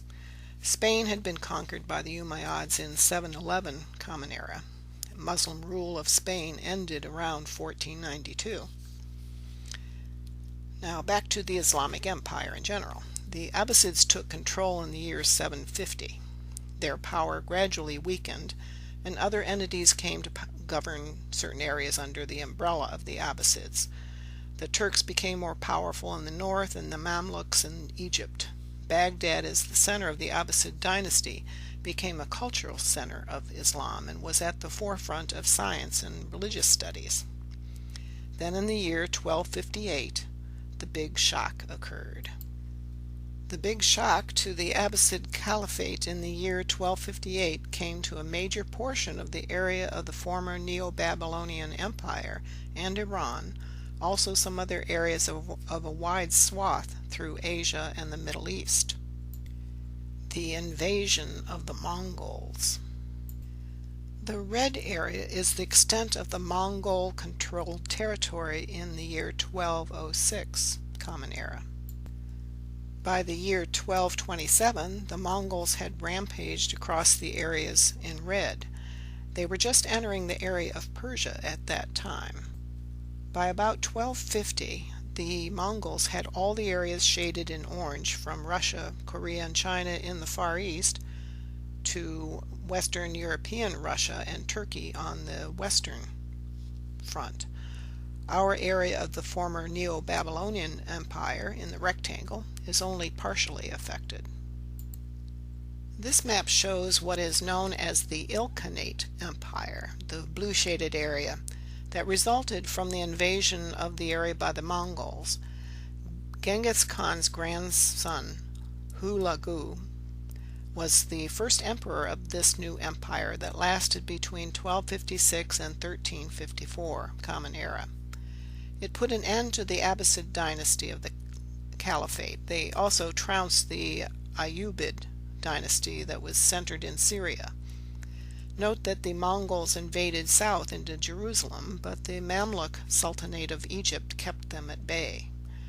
The Ilkhanate emperor, Abu Sa'id, died in 1354, and the kingdom rapidly disintegrated into several factions and territories. Note that the light orange borders are an overlay of the modern-day national boundaries for countries in this area. This helps us see the fluid nature of boundaries of empires. Also note that by the end of the Mongol rulership, the Mongol invaders adopted the religion of the invaded people, Islam. Another illustration that the notion that Islam only spread by military force is false. Our area of interest in the red rectangle shows that the Ilkhanate Empire ruled about half of our territory. The light gray area was ruled primarily by the Mamluk Caliphate, based in Egypt, and some independent Muslim Arabs in Arabia. The decline of the Ilkhanate Empire led eventually to the establishment of the Persian Safavid dynasty of kings, shown here in the blue shaded area. It established the Twelver Shia sect of Islam as the official religion of Persia. This Safavid empire lasted from 1501 to 1736 Common Era. The brown shaded area is the Mamluk Empire at its furthest extent. They kept the Mongols from gaining additional territory in our area of the rectangle, but the Mongols did make raids into their territory, even into Jerusalem. Another very important date in Islamic and world history is the year 1453 Common Era. That is the year that the walled city of Constantinople fell to Muslim forces. What was left of the Christian Byzantine Empire was defeated. This event put an absolute end to that now small and weakened empire. Just to briefly go back and show a little bit about the Byzantine Empire as it was before, this map shows the furthest extent of the Christian Byzantine Empire, also known as Byzantium. The lavender shaded areas show the extent by the year 527 Common Era, and the dark tan shaded areas are those added by the conquests of Emperor Justinian by the year 565. This, of course, was before the time of Muhammad. And also note that in the case of the Christian Byzantine Empire, they too expanded by military conquest, just like the later Islamic Empire did. The Byzantine Empire shrank enormously from the red-bordered area of the time of Emperor Justinian I in 565 Common Era, down to the pink-shaded area by the year 1020, then further down to the red-shaded areas by the year 1360. So when Constantinople fell to the Ottomans in 1453, that was the end of the Byzantines. This painting shows the Ottoman army troops amassing under the direction of Ottoman Sultan and Caliph Mehmed II, preparing an assault on Constantinople, which was the capital of the Christian Byzantine Empire. The cannons used in the assault were a technology of warfare unheard of in Europe at that time. Springing forward to 1700 Common Era, this map shows the status of the Islamic Empire by that year. The pink areas are still ruled by Muslims, but not part of the so-called Islamic Empire of the Middle East. But the pink areas with vertical white lines are areas that were lost to Muslim rule by 1700. That includes Spain and into central Russia. The purple area is the Safavid Empire of Persia, Muslim but predominantly of the Shia sect as shown on a previous slide. At the height of their reign, they ruled over much of what is now Iraq, Kuwait, Armenia, Iran, and Afghanistan to the east. The orange area is now the Mughal Empire of India. They eventually became mostly Muslim, but were originally Mongols that invaded from the north. The area of concern to Daniel, in the territory of the former Neo-Babylonian Empire where the red rectangle is located, remember that's what this is all about here, is shaded dark brown. That is the area around Babylon, the Fertile Crescent, and down into the Holy Land is the Ottoman Empire, the remnant of the Islamic Empire headed by the Caliph of the Sunni sect of Islam. Much of Arabia is not a part of the Ottoman Empire at this point. The very independent tribes of Arabia are reverting to their old ways of tribalism to some extent. However, the important cities of Mecca and Medina are still ruled by the Ottomans. This is now the year 1111 Anno Hijri in the Islamic lunar calendar. But now, here on this map, we are in the mid-1800s. The dark tan shaded area is the extent of the Ottoman Sultanate Empire as of 1850 Common Era. The dark teal area to the right shows Persia, meaning Iran, at that time. The red line starting in Tehran, Persia, where the red arrow is pointing, shows the repeated exiles of the new Messiah from Tehran to Baghdad, where he was for 10 years, then up to Samsun, where he was boarded on a steamer as a prisoner to go to Istanbul, then called Constantinople, where he was next exiled for 4 months. Then the Sultan banished him to present-day Edirne, Turkey. From Edirne he was sent by boat to his final destination of the prison city of Akka, Palestine, where the bright green arrow is pointing. This time period, the 1800s, is the time of the rock breaking free of the mountain to descend upon that area of the world to destroy the prevailing kingdoms at that time. Why do I say that? Because Daniel tells us when this would happen. 1844 Common Era. Now, to find out how we got to 1844 for the coming of the Messiah, for all the details, you would need to see video number 4 or part number 4 of this video series on the book of Daniel. You need to look for the prophecy called the 2300 Days Prophecy. And that tells when the Messiah to the Jews would come, that to the Christians would be the second advent of the Messiah. It is important to note that the Messiah to the Jews and Christians would also be the expected promised one to all the major religions on earth. The fifth Buddha to the Buddhists, the Shah-Bahram to Zoroastrians, the 10th Avatar to the Hindus, and the Great Announcement or the Resurrection to Muslims, all in 2 persons, the Forerunner and the Messiah. Another video that I've done explains the time of the latter days, also known as the last days or the end times. That is the period of time just before and leading into God's 7th millennium of peace and his kingdom on earth as it is in heaven that God promised to us. This video explains from Jewish texts and mysticism when the Messiah would appear, sometime after 1840 Common Era. Yet another one of my videos that explains how the Bible foretells the coming of the Messiah in 1844 is the one titled Christ Has Returned. It explains how it predicts 1844 in a couple different Bible prophecies, not just the book of Daniel. Okay, to get to the point. The bottom line of Nebuchadnezzar's dream in the book of Daniel is that the Messiah would come at the tail end of the fourth empire of the image Nebuchadnezzar saw in his dream.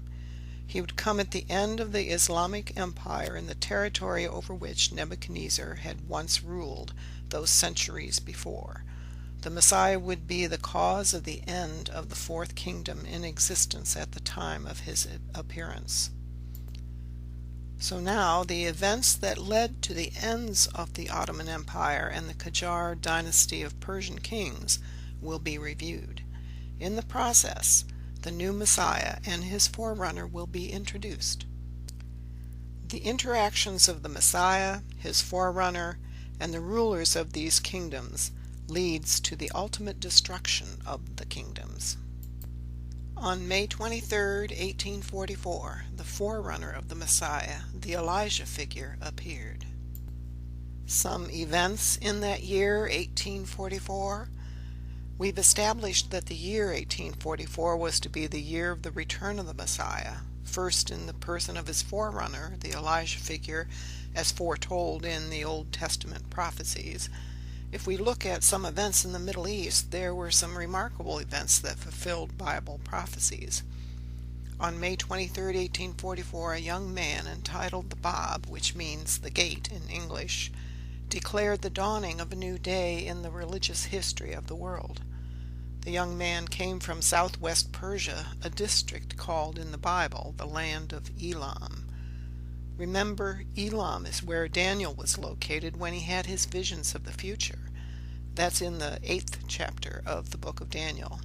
Those visions pinpointed Elam as the location God would set his throne.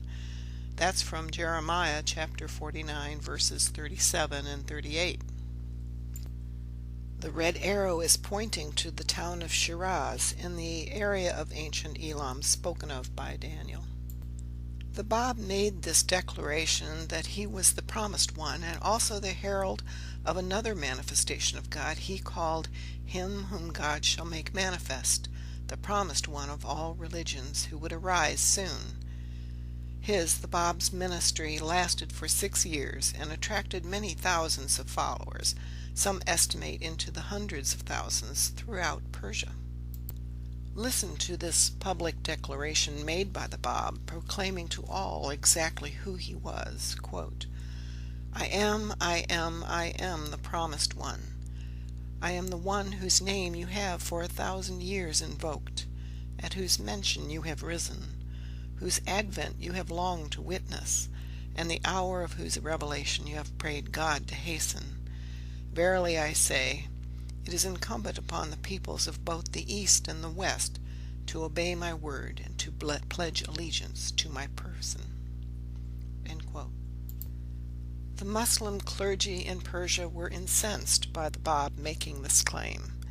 Because the Bab attracted so many devoted followers, the Islamic clergy and governmental rulers felt threatened by him and his teachings. The Bab was the forerunner to the Messiah. But he was not just a forerunner. He was a manifestation of God and brought his own book, the Bayan, which means the explanation, exposition, or utterance. But he was foremost the herald of the promised one to come, who he called him whom God shall make manifest. The Bab was put to death on July 9, 1850, at the order of the government leaders, with instigation by the Muslim clergy. After the Bab's death, more than 20,000 of his followers, called Babis, were also put to death because of their beliefs. This is a photo of the shrine of the Bab in Haifa, Israel, on the side of Mount Carmel. Who would have believed during the Bab's short lifetime, he was about 31 years old when he was martyred, that people from all over the world, as shown here, would someday come to pay homage to him at his shrine in Haifa, Israel. Here are some additional photos of the shrine of the Bab. The gardens that surround the shrine are very famous and a popular tourist attraction in Haifa, in addition to being a holy site to his followers. Then the Messiah appears. Baha'u'llah is the divine title of the Messiah of the latter days. After the martyrdom of the Bab in 1850, one of the Bab's chief disciples, Baha'u'llah, was imprisoned for several months in the Black Pit prison in Tehran. While he was in that prison, he had a vision wherein he was told of his station as the one promised by the Bab, him whom God shall make manifest. This was in 1852. He did not reveal this vision to anyone for about 10 years. In 1853, after his release from prison, he was exiled to Baghdad as a prisoner of the Ottoman Empire. About 10 years later, in 1863, just before he was exiled a second time, to Constantinople this time, Baha'u'llah announced to the Babis, his fellow followers of the Bab, that he was the promised one that the Bab said would come soon. From that time forward, those who recognized Baha'u'llah as the prophesied him whom God shall make manifest became known as Baha'is and were no longer called Babis. And the faith of the Bab and Baha'u'llah is called the Baha'i faith. You see two websites there on the slide. They are official websites for the Baha'i faith. The top one is for the international official site, and the bottom one is for the USA official site. Baha'u'llah wrote many tablets and books, over 100 altogether, to declare his station as the manifestation of God for this age and to give his counsels and laws to humanity. Here is an example of one of his proclamations, quote, "The time foreordained unto the peoples and kindreds of the earth is now come. The promises of God, as recorded in the Holy Scriptures, have all been fulfilled. Out of Zion hath gone forth the law of God, and Jerusalem and the hills and land thereof are filled with the glory of his revelation. Happy is the man that pondereth in his heart that which hath been revealed in the books of God, the help in peril, the self-subsisting. Meditate upon this, O ye beloved of God, and let your ears be attentive unto his word, so that ye may, by his grace and mercy, drink your fill from the crystal waters of constancy, and become as steadfast and immovable as the mountain in his cause." That's from Baha'u'llah's book, Gleanings from the Writings of Baha'u'llah. The name Baha'u'llah means the glory of God in English. Now, from that time forward, those who recognized Baha'u'llah as the prophesied him whom God shall make manifest became known as Baha'is and were no longer called Babis. Baha means glory. Baha'i means follower of the glory, meaning followers of Baha'u'llah. Again, Baha'u'llah is the new name for the new Messiah. It means the glory of God. This 30-minute video titled The Prisoner of Akka is a very informative story of Baha'u'llah, the Messiah of the latter days. The video is professionally made and narrated. Pause this video to write down the web address. Note that the address starts with https: and not just http:. The Bab and Baha'u'llah have fulfilled many other Bible prophecies than just the ones in the book of Daniel. This is yet another prophecy that was fulfilled by Baha'u'llah. It's kind of subtitled the half-inch prophecy, and that is from the book of Micah, chapter 7, verse 12. And note the term half-inch prophecy is from a book by that title by Mr. William Sears. This is that verse from Micah chapter 7 verse 12, quote, "In that day also he, the Messiah, shall come even to thee from Assyria, and from the fortified cities, and from the fortress even to the river, and from sea to sea, and from mountain to mountain." Breaking that prophecy down to its elements, it states that the Messiah of the last days, and Micah is specifically addressing the last days, that the Messiah would come from Assyria, come from fortified cities, meaning more than one fortified city, travel from a fortress to a river, travel from sea to sea, travel from mountain to mountain. From Assyria. Micah promised that the Lord of Salvation, the Messiah, would come from this area of the world. Baha'u'llah was born in Persia. He became a disciple of the Bab. The Bab's followers were imprisoned, tortured, persecuted, and killed. Baha'u'llah was imprisoned, tortured, then as a prisoner, exiled to Baghdad in 1853. This map shows the ancient kingdom of Assyria, shaded in light green, around the year 700 BC. Note Baghdad, where Baha'u'llah was exiled to by the Persian king and religious leaders, is in the former Assyria. You can see a red dot there with an arrow pointing to it, where the future, to this map, city of Baghdad will be built. Baha'u'llah was exiled as a prisoner from Persia to Baghdad. Baha'u'llah spent about 10 years in this area, from about 1853 to 1863. For 2 of those years he retreated in solitude and contemplation in the Kurdish area of Sulaymania on a mountain called Sargalu.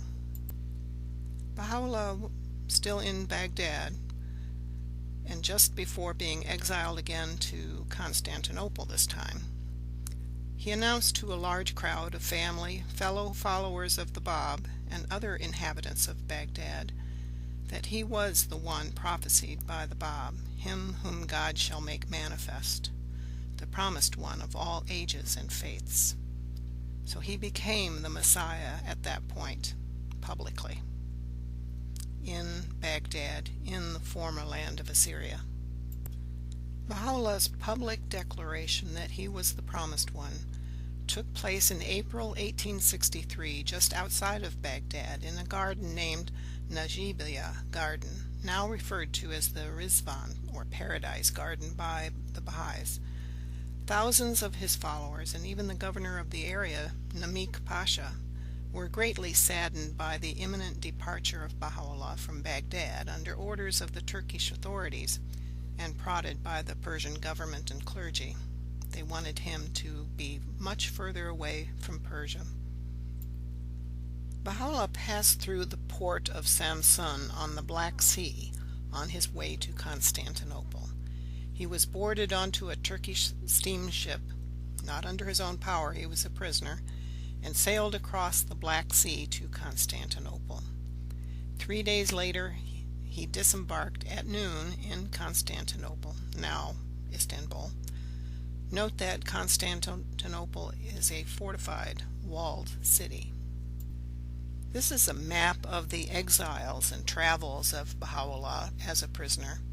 Starting in Tehran, Persia, Iran, on the far right, follow the red line to Baghdad, then the overland travels to the port on the Black Sea, Samsun, where he traveled to Constantinople in a steamer. Less than 4 months after their arrival in Constantinople, Sultan Abdulaziz banished Baha'u'llah and others in his party, in his family, to Adrianople, which is now known as Edirne, which is in the far western extremity of the Turkish Empire. This was an overland journey in the middle of winter. It was a winter of unprecedented cold and snow. Baha'u'llah, his family, and numerous followers who accompanied him suffered greatly. Adrianople, where Baha'u'llah was banished after Constantinople, is circled at the top left of the map. Other dangers lurked in Adrianople. Baha'u'llah was poisoned twice by his enemies. From that poisoning he was left with a shaking hand the remainder of his life. Baha'u'llah wrote many letters and proclamations to the kings and rulers of many nations. These are referred to as the tablets to the kings and rulers. He wrote some tablets to kings and rulers in general, including the rulers of the United States, and he wrote other tablets to some specific rulers. As to the purposes of these tablets, Well, Baha'u'llah proclaimed his identity as God's manifestation for this day in those tablets. He instructed the kings and rulers that they must stop perpetuating war and the injustices this causes, including that their people deserve the rest from their suffering caused by these wars. Their country's coffers are continually drained and their people pay for it. And he gave specific directions on how to establish peace between the nations. As an example, this is a very short excerpt from one of the tablets by Baha'u'llah addressed to all kings and rulers. Quote, "Be reconciled among yourselves, that ye may need no more armaments, save in a measure to safeguard your territories and dominions. Be united, O kings of the earth, for thereby will the tempest of discord be stilled amongst you, and your peoples find rest, if ye be of them that comprehend. Should any one among you take up arms against another, rise ye all against him, for this is naught but manifest justice." These are some of the rulers to whom Baha'u'llah addressed specific tablets, starting in the upper left corner and going clockwise. They are Tsar Alexander II of Russia, Kaiser Wilhelm I of Germany, the Shah, meaning the King of Persia, Nasir-Din Shah, Pope Pius IX, in the lower right below Pope Pius, Napoleon III of France, Queen Victoria of Great Britain, and the Sultan of Turkey, Sultan Abdul Aziz. These tablets to the kings and rulers by Baha'u'llah were sent between the years 1867 and 1869. Baha'u'llah's tablet to Napoleon III, Emperor of France, was delivered by a messenger. This is an excerpt of that tablet. Quote, "O King of Paris, tell the priests to ring the bells no longer. By God the True One, the most mighty bell hath appeared in the form of him who is the most great name, and the fingers of the will of thy Lord, the most exalted, the most high, toll it out in the heaven of immortality in his name, the all-glorious. Thus have the mighty verses of thy Lord been again sent down unto thee, that thou mayest arise to remember God, the Creator of earth and heaven, in these days when all the tribes of the earth have mourned, and the foundations of the cities have trembled, and the dust of irreligion hath enwrapped all men, except such as God, the all-knowing, the all-wise, was pleased to spare. For what thou hast done, thy kingdom shall be thrown into confusion, and thine empire shall pass from thine hands, as a punishment for that which thou hast wrought. Then wilt thou know how thou hast plainly erred. Commotions shall seize all the people in that land, unless thou arisest to help this cause, and followest him who is the Spirit of God in this, the straight path. Hath thy pomp made thee proud? By my life, it shall not endure. Nay, it shall soon pass away, unless thou holdest fast to this firm cord. We see abasement hastening after thee, whilst thou art of the heedless." End quote. Note that last line. We see abasement hastening after thee, whilst thou art of the heedless. Napoleon III was unimpressed by the tablet. When he received it, he said, as the messenger reported back, quote, "If he is God, then I, Napoleon, am two gods." End quote. Not long after Baha'u'llah sent the tablet to Napoleon III, Napoleon lost a battle, the Battle of Sedan, to the Germans, and was captured in September 1870. He was exiled and died in forced exile away from France. Next, an excerpt of the tablet that Baha'u'llah sent to Pope Pius IX. Quote, "O Pope, rend the veils asunder. He who is the Lord of Lords is come, overshadowed with clouds, and the decree hath been fulfilled by God, the Almighty, the Unrestrained. Dispel the mists through the power of thy Lord, and ascend unto the kingdom of his names and attributes. Thus hath the pen of the Most High commanded thee at the behest of thy Lord, the Almighty, the All-Compelling. He verily hath again come down from heaven, even as he came down from it the first time. Beware that thou dispute not with him, even as the Pharisees disputed with him without a clear token or proof. On his right hand flow the living waters of grace, and on his left the choice wine of justice, whilst before him marched the angels of paradise, bearing the banners of his signs. Beware lest any name debar thee from God, the creator of earth and heaven." End quote. So the Messiah of the Second Advent wrote to the head of the largest congregation of the followers of the Messiah of the First Advent that he has come, just as Jesus had foretold, as a thief in the night. Wouldn't you think he, the Pope, would want to know about it? Pope Pius IX also ignored the councils in his tablet. He would soon lose the Papal States, having to sneak out of Rome disguised as a monk. The Papal Sovereign States over which he was the ruler fell to the Italian army in 1870, leaving only the current Vatican City under the rule of the Pope, rendering it the tiny nation it remains at this time.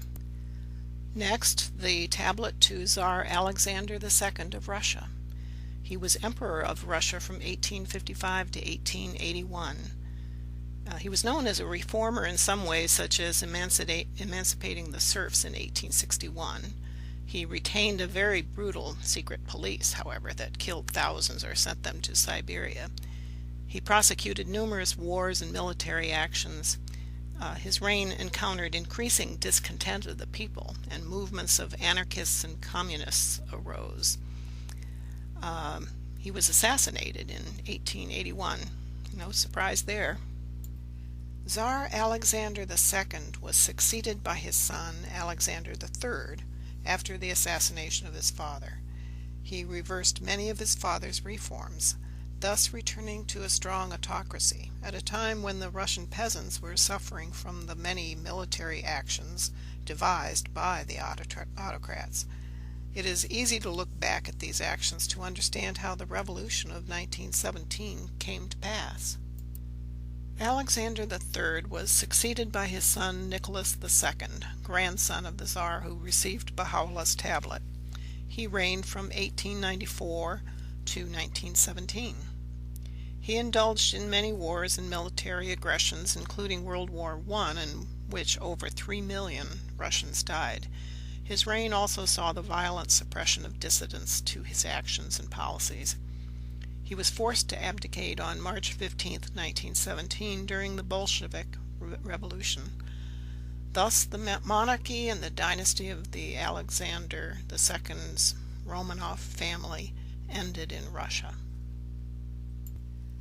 Well, so far, the kings and rulers who received the tablets of Baha'u'llah, giving them counsels of what they should do to end war and be good to their people, well, these rulers are not faring very well so far.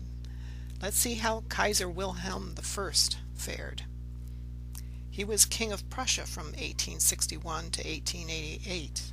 Prussia defeated Austria in 1866, and under his rule a unified German Empire was declared in 1871.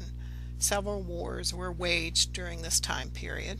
Obviously, he did not listen to Baha'u'llah's counsels. This map shows the German Empire established by Wilhelm I, which included all the shaded areas of various colors on this map into this unified German nation. Kaiser Wilhelm I died at the age of 90. His son Frederick III became the Kaiser, Emperor, in 1888, but ruled for only about 90 days before he died of cancer. His son Wilhelm II then took the helm of the empire.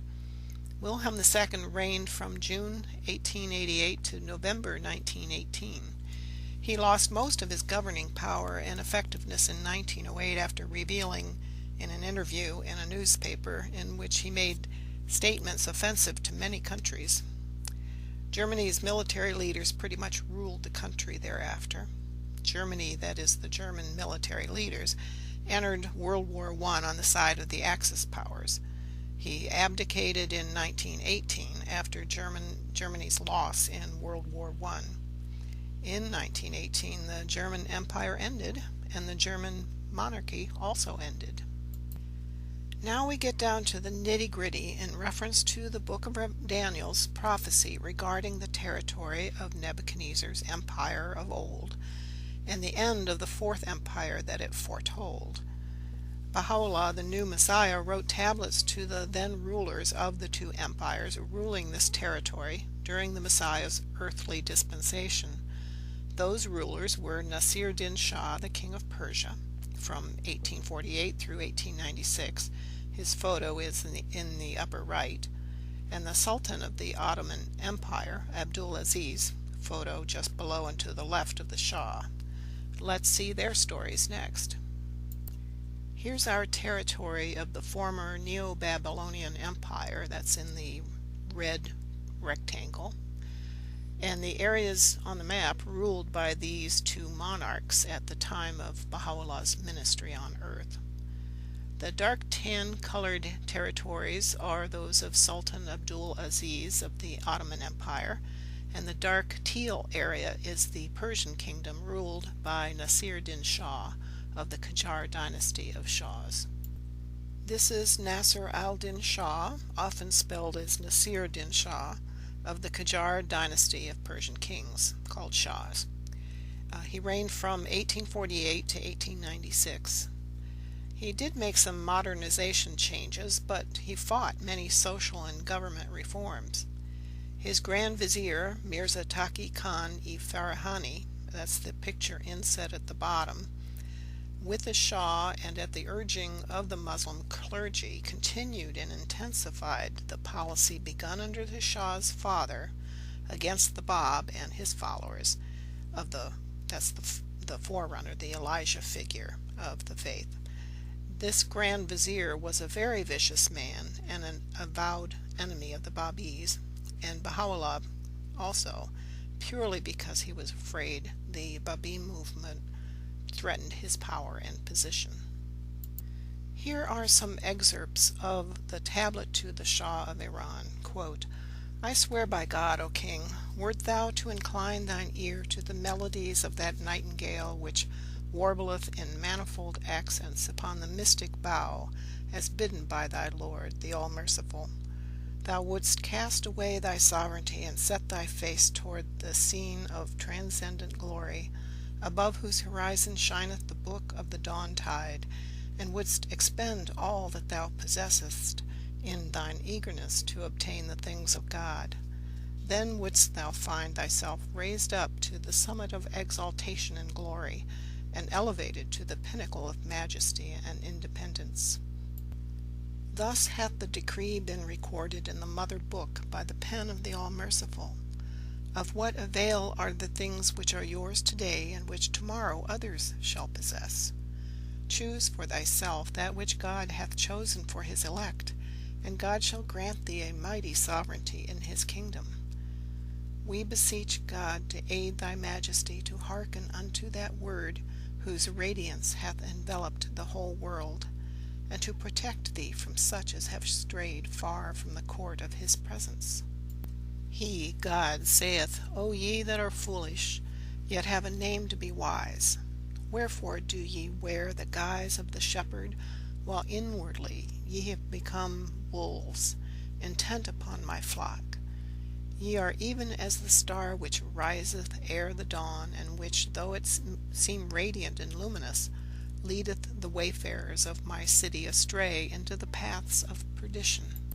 And likewise he saith, O ye seeming fair, yet inwardly foul, ye are like clear but bitter water, which to outward seeming is crystal pure, but of which, when tested by the divine assayer, not a drop is accepted. Yea, the sunbeam falls alike upon the dust and the mirror, yet differ they in reflection, even as doth the star from the earth. Nay, immeasurable is the difference. The messenger who delivered Baha'u'llah's tablet to the Shah was immediately put to death at the order of the Shah. Under the orders of the Shah and his Grand Vizier Mirza Taqi Khan-e-Farahani, the Bab was imprisoned and executed in 1850. and he vowed to eliminate the Baha'i faith and later the Baha'i faith in Persia. He ordered the killing of over 20,000 followers of the Bab. The Shah and his Grand Vizier had Baha'u'llah imprisoned and tortured. Then he was imprisoned in the dreaded Black Pit prison in Tehran, a former cistern. It was pitch black and incredibly foul of odor. Chains weighing over 100 pounds each were kept around his shoulders. These chains caused deep lesions on his shoulders. He was incarcerated in this Black Pit prison for about 4 months. His hair even turned white during this time. Note that this horrid place was where he had the vision that informed him he was the Messiah that the Bab had foretold. Then the Shah and Vizier had Baha'u'llah and his family banished, exiled to Baghdad. When the populace of Baghdad, even its governor, became very fond of Baha'u'llah, the Muslim clergy wanted him removed further away from Persia. He thought he still had too much of an effect on the Persian people. The Persian government petitioned the Ottoman Empire to move Baha'u'llah far away from Baghdad. Baha'u'llah called Nasir-din Shah the Prince of Oppressors. Note that Nasir-din Shah was the third bad beast of the Book of Revelation too. See my explanation in my video Revelation Revealed on my YouTube channel, Integral Destiny 9. It's at about the time marker 1 hour 30 minutes into that video. This Prince of Oppressors, Nasir-din Shah, was assassinated in 1896. He was succeeded by his son, Mozaffar al-Din Shah, who in turn was succeeded by his son, Muhammad Ali Shah Qajar, and they were all of the Qajar dynasty. Now he was deposed and exiled. His young son, Ahmed Shah Qajar, took the throne in 1909, but in 1925 he was deposed in a coup, actually, by an army officer named Reza Khan. So the end of the Qajar dynasty of Shahs took place in 1925. Now this army officer, Reza Khan, declared himself to be the new Shah and adopted the name Reza Shah Pahlavi. He reigned rather ruthlessly from 1925 to 1941. Then his son, Muhammad Reza Shah Pahlavi, succeeded him. He ruled from 1941 to 1979, when he was deposed from a coup, from a revolution called the Islamic Revolution of 1979. Thus, after thousands of years of kings or shahs in Persia, the fall of the Pahlavi Shah in a revolution in 1979 ended the monarchy entirely. Now it is questionable whether the Pahlavis were justifiably called Shahs or not, but even at that point their reign ended in 1979. So the feet of the statue representing the empires to follow Nebuchadnezzar's Neo-Babylonian Empire were the Ottoman Empire, represented on the left by Sultan Abdul Aziz, that you see here on the left, and by the Persian kingdom represented by Nasir-din Shah on the right. They are the represented kings because they are the ones who had encounters with the Bab, the forerunner, and Baha'u'llah, the Messiah of the new era. And now we know that not long after the Shah of Persia rejected the Bab and Baha'u'llah and participated directly in the death decree against the Bab that resulted in his martyrdom, and in the torture, imprisonment, and banishment of the Messiah, the Shah was assassinated. Then his dynasty was terminated in 1925, and ultimately the monarchy ended entirely in 1979. That rock propelled off the mountain had hit the Persian kingdom and wiped the kingship out. Sultan Abdul Aziz of the Ottoman Empire had exiled Baha'u'llah from Baghdad to Constantinople at the prompting of the Persian government. He kept Baha'u'llah in Constantinople for only 4 months, then banished him to Adrianople. The large number of friendly visitors and devoted followers to Baha'u'llah, even while in remote Adrianople, prompted him to banish Baha'u'llah to the infamous prison city of Akka, Palestine, hoping he would never be heard of again, and disappeared into history.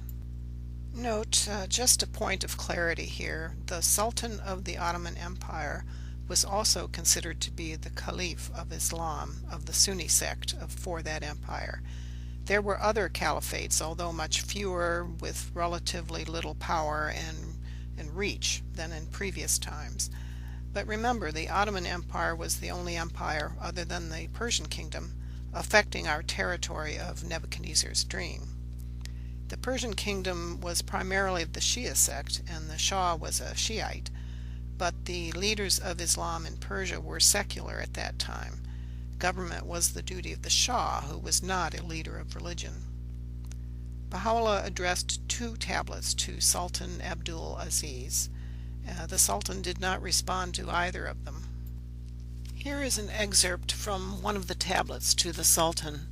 Note the remarks foretelling grievous problems that would arise in his kingdom. Quote, "Hast thou imagined thyself capable of extinguishing the fire which God hath kindled in the heart of creation? Nay, by him who is the eternal truth, couldst thou but know it.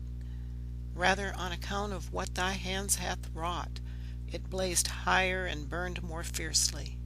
Ere long will it encompass the earth and all that dwell therein. Thus it hath been decreed by God, and the powers of earth and heaven are unable to thwart his purpose.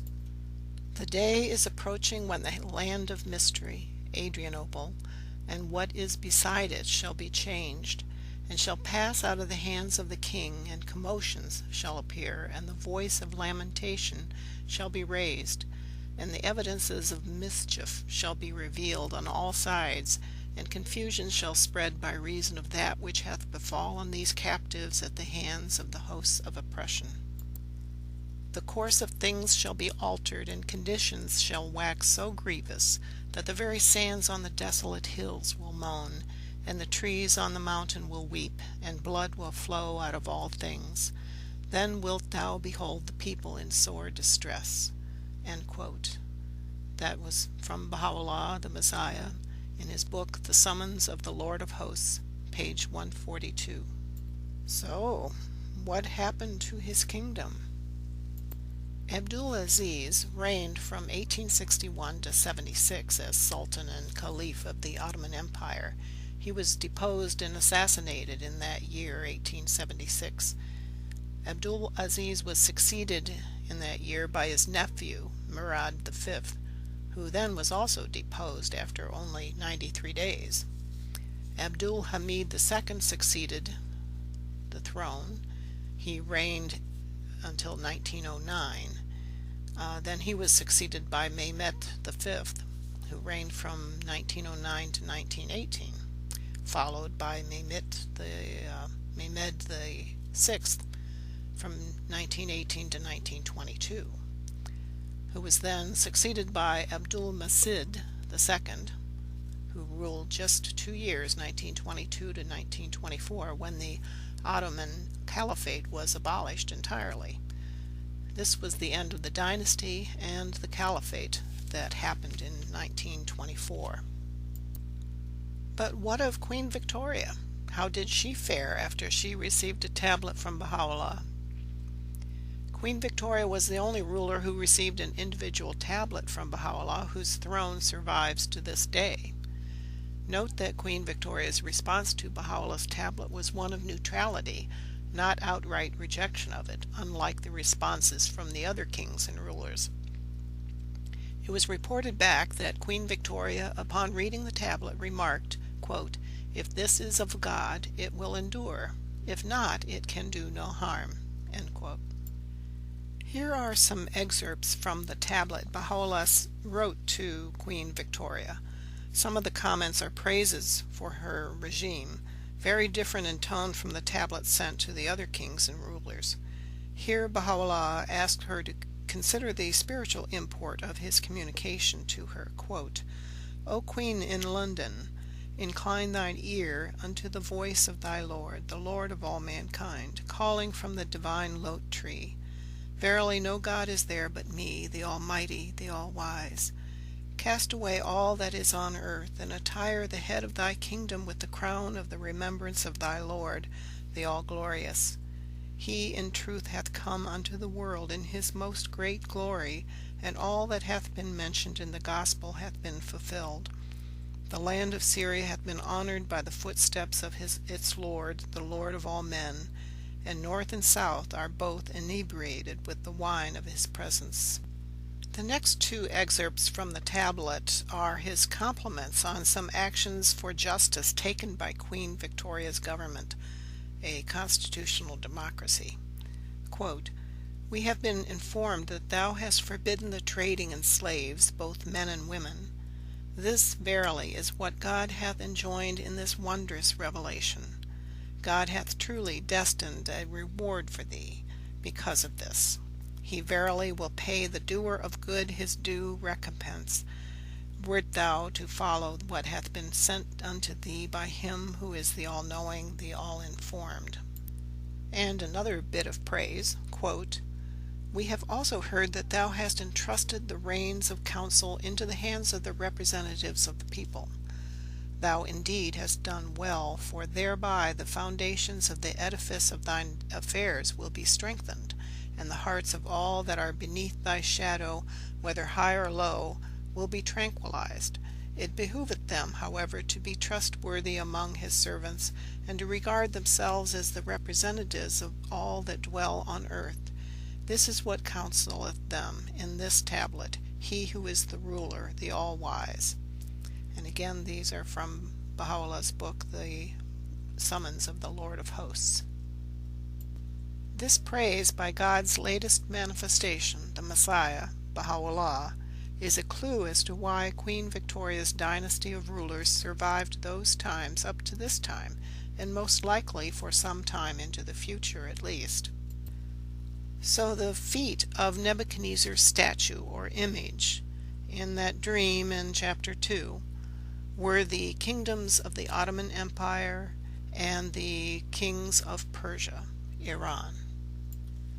And the rock that comes forth from God's mountain, per Daniel chapter 2 verse 45, strikes those 2 feet to destroy them, that rock that was the appearance of the Messiah and his forerunner, Baha'u'llah and the Bab, respectively. Thus we arrive at the fulfillment of the prophecy of Nebuchadnezzar's dream. The 4th kingdom is done. No longer has the power and authority that the previous kingdoms had, and now that the Messiah has come, the world, especially this part of it, will never be the same. The Islamic Caliphate is over, and even though some groups, such as ISIS, or whatever you call it, lay claim to a resurrected caliphate, it may limp along doing horrible things for a while, claiming to follow the teachings of Muhammad, but it will never take hold and survive, much more blossom. The Quran said that each dispensation of God's messengers lasts for 1,000 years. Muhammad's dispensation is over, as decreed by himself and God. Sultan Abdul Aziz and the Ottoman Empire had met their end. Again, the rock ejected out of the mountain had struck this portion of the feet of that statue, resulting in the elimination of the most powerful Islamic kingdom or empire left in our Neo-Babylonian territory. The Qajar Shahs of Persia ended at about the same time. The Pahlavi Shahs only lasted a short while later, but were questionable real Shahs to begin with. Just as a reminder about that quote from Daniel chapter 2 verses 44 and 45, quote, "In the time of those kings, the God of heaven will set up a kingdom that will never be destroyed, nor will it be left to another people. It will crush all those kingdoms and bring them to an end, but it will itself endure forever. This is the meaning of the vision of the rock cut out of the mountain, but not by human hands, a rock that broke the iron, the bronze, the clay, the silver, and the gold to pieces." But we are not finished with the story yet. We now know how and when that rock hitting the feet of the image means, but we need to finish how the Bab and Baha'u'llah fulfill that other prophecy that we started. You remember that other prophecy, the book of Micah, chapter 7, verse 12, quote, "In that day also he, the Messiah, shall come even to thee from Assyria, and from the fortified cities, and from the fortress even to the river, and from sea to sea, and from mountain to mountain," end quote. We had ended with Baha'u'llah's exile to Adrianople from Constantinople at the order of Sultan Abdulaziz. We stopped there to explain how Baha'u'llah's tablets to the kings and rulers caused the fulfillment of the prophecy of Nebuchadnezzar's dream. But now we need to follow Baha'u'llah on his exiles to finish his story. So we will pick up here with the fourth exile of Baha'u'llah as a prisoner of the Ottoman Empire. Once again, the government and religious leaders tried to put an end to Baha'u'llah and his family and followers. They were banished from Adrianople to the prison or fortified city of Akka in Palestine. They were boarded on a ship which sailed the Mediterranean Sea to deliver its cargo to that prison city. Akka has a few other names you might know about: Akko, Acre, and Ptolemaeus, even, from a time when it was governed by the Ptolemaic Empire of Egypt. Here's that map of the exiles of Baha'u'llah. Circled is the area of his last exile where he was imprisoned in what he called the most great prison, inside the walls of the prison city Akka, Palestine. The prison city of Akka was known as the foulest of areas. It was described as being so foul of air that birds would die as they flew over it. This area is in the ancient land of Canaan, by the way. So Baha'u'llah was now in the Holy Land, not of his own volition, but as a prisoner. Baha'u'llah first set foot in the Holy Land in 1868 at the foot of Mount Carmel, which lies above the cave of Elijah. A Hebrew scholar named Samuel ben Judah Valerio, in a commentary about the book of Daniel, calculated that the end of the exile of the Jews from the Holy Land would be in the Jewish year 5628, which was 1868, Common Era. Many years later, after Baha'u'llah was released from the prison, he pitched his tent on Mount Carmel. The photo at the top is a photo of a photo, actually. It's an old aerial photo of Akka, Palestine, before Palestine became the nation of Israel. On the bottom is the building in which Baha'u'llah was imprisoned for several years, that he referred to as the most great prison there in Akka. He had been in prison before, but this location was one of such suffering that he felt moved to term it in that way. This photo shows the sea gate into the walled city of Akka, through which Baha'u'llah passed as he was taken to the prison inside the walls.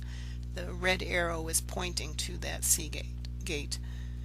It has reminded many of these verses from the Old Testament. Psalms number 24, speaking of the coming King of Glory, the Messiah. Quote, "Lift up your heads, you gates, lift them up, you ancient doors, that the King of Glory may come in. Who is he, this King of Glory? The Lord Almighty. He is the King of Glory." End quote. And from that verse of Micah, where it describes the travels of the Messiah, that he would go from the fortress to the river. When Baha'u'llah was finally released from the prison, although not allowed to leave Palestine, he journeyed to an island in the river called Namain. This bridge over part of the river leads to a garden on an island in the river just outside of Akka. The Baha'i community restored the bridge to what it looked like at the time, although the cover and rails are now made of steel and painted, unlike the dilapidated originals. And please note that in all these exiles and imprisonments, Baha'u'llah's travels were by the whim of his captors, the Ottoman Empire, not by his choice or timing. Baha'u'llah passed away in 1892, still exiled from the land of his birth. So let's summarize how Baha'u'llah fulfills the prophecy in Micah chapter 7 verse 12, in which it was foretold that the Messiah of the last days will come from Assyria. That was fulfilled by Baha'u'llah when he was exiled to Baghdad in 1853 and declared his station as the promised one in 1863. Come from fortified cities, meaning more than one fortified city. He was exiled at one point to Constantinople, a fortified city, then to Adrianople, then to Akka, a fortified city. Travel from a fortress to a river. Late in his life, after finally being released from prison, he traveled to an island in the river Namain. Travel from sea to sea. He traveled in his exiles from the Black Sea to the Mediterranean Sea. Travel from mountain to mountain. That was fulfilled when he traveled from the mountain of Sargalu in Suleymania in the area of Iraq to Mount Carmel in Palestine. So the prophecies in Micah were fulfilled by the life and travels of Baha'u'llah. Surprise, surprise, we have shown how Baha'u'llah fulfilled not only the prophecy within Daniel's chapter 2, Nebuchadnezzar's dream, but also in Micah chapter 7, verse 12. And just FYI, the ministry of Baha'u'llah lasted for 40 years on this earth until his passing in 1892. This is the shrine of Baha'u'llah. It's located just outside of Akka, Israel, which is across the bay from Haifa, Israel.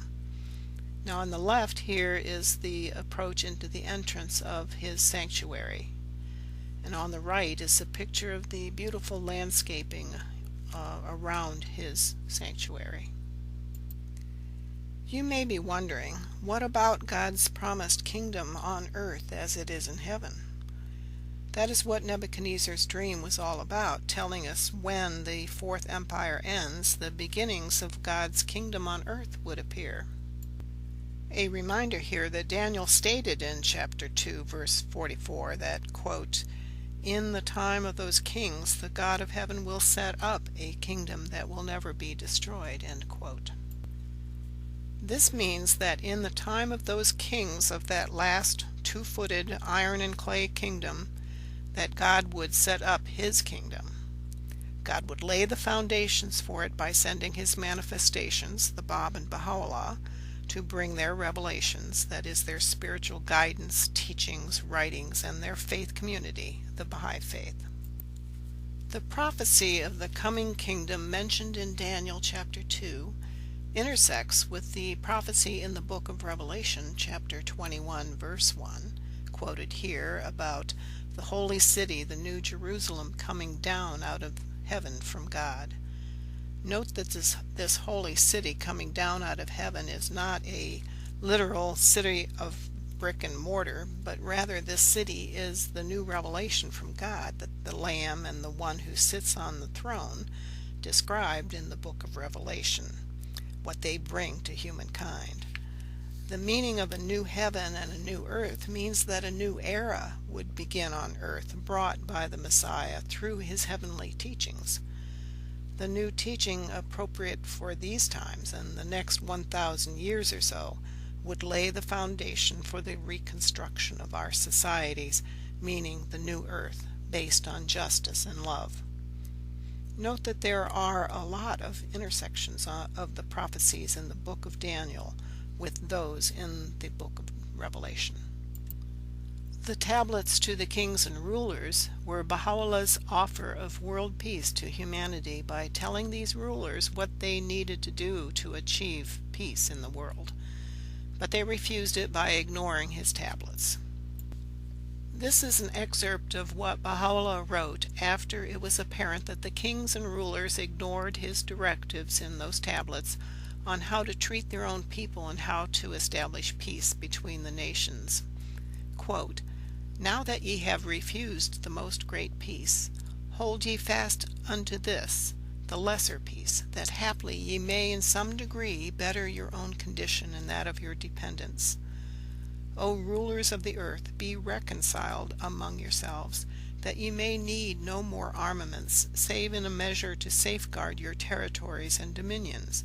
Beware lest ye disregard the counsel of the all-knowing, the faithful. Be united, O kings of the earth, for thereby will the tempest of discord be stilled amongst you, and your peoples find rest, if ye be of them that comprehend. Should any one of you take up arms against another, rise ye all against him, for this is not but manifest justice. Thus did we exhort you in the tablet sent down aforetime, and we admonish you once again to follow that which hath been revealed by him who is the Almighty, the All-Wise. Should any seek refuge with you, extend unto him your protection, and betray him not. Thus doth the pen of the Most High counsel you, as bidden by him who is the all-knowing, the all-informed.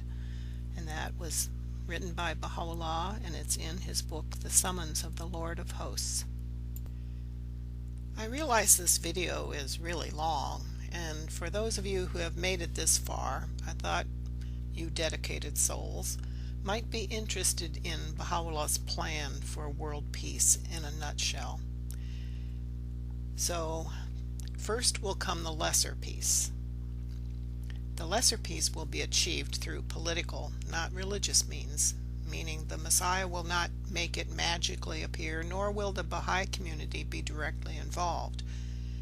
Note that the most great peace will come sometime in the more distant future, when Baha'u'llah's message of God's love and revelation for this new era becomes more well known and more people recognize and follow his counsels.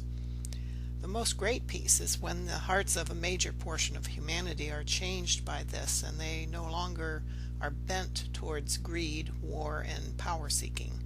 That's when truly the sword will be beaten into plowshares. A world parliament must be convened, the members elected by the nations of the world.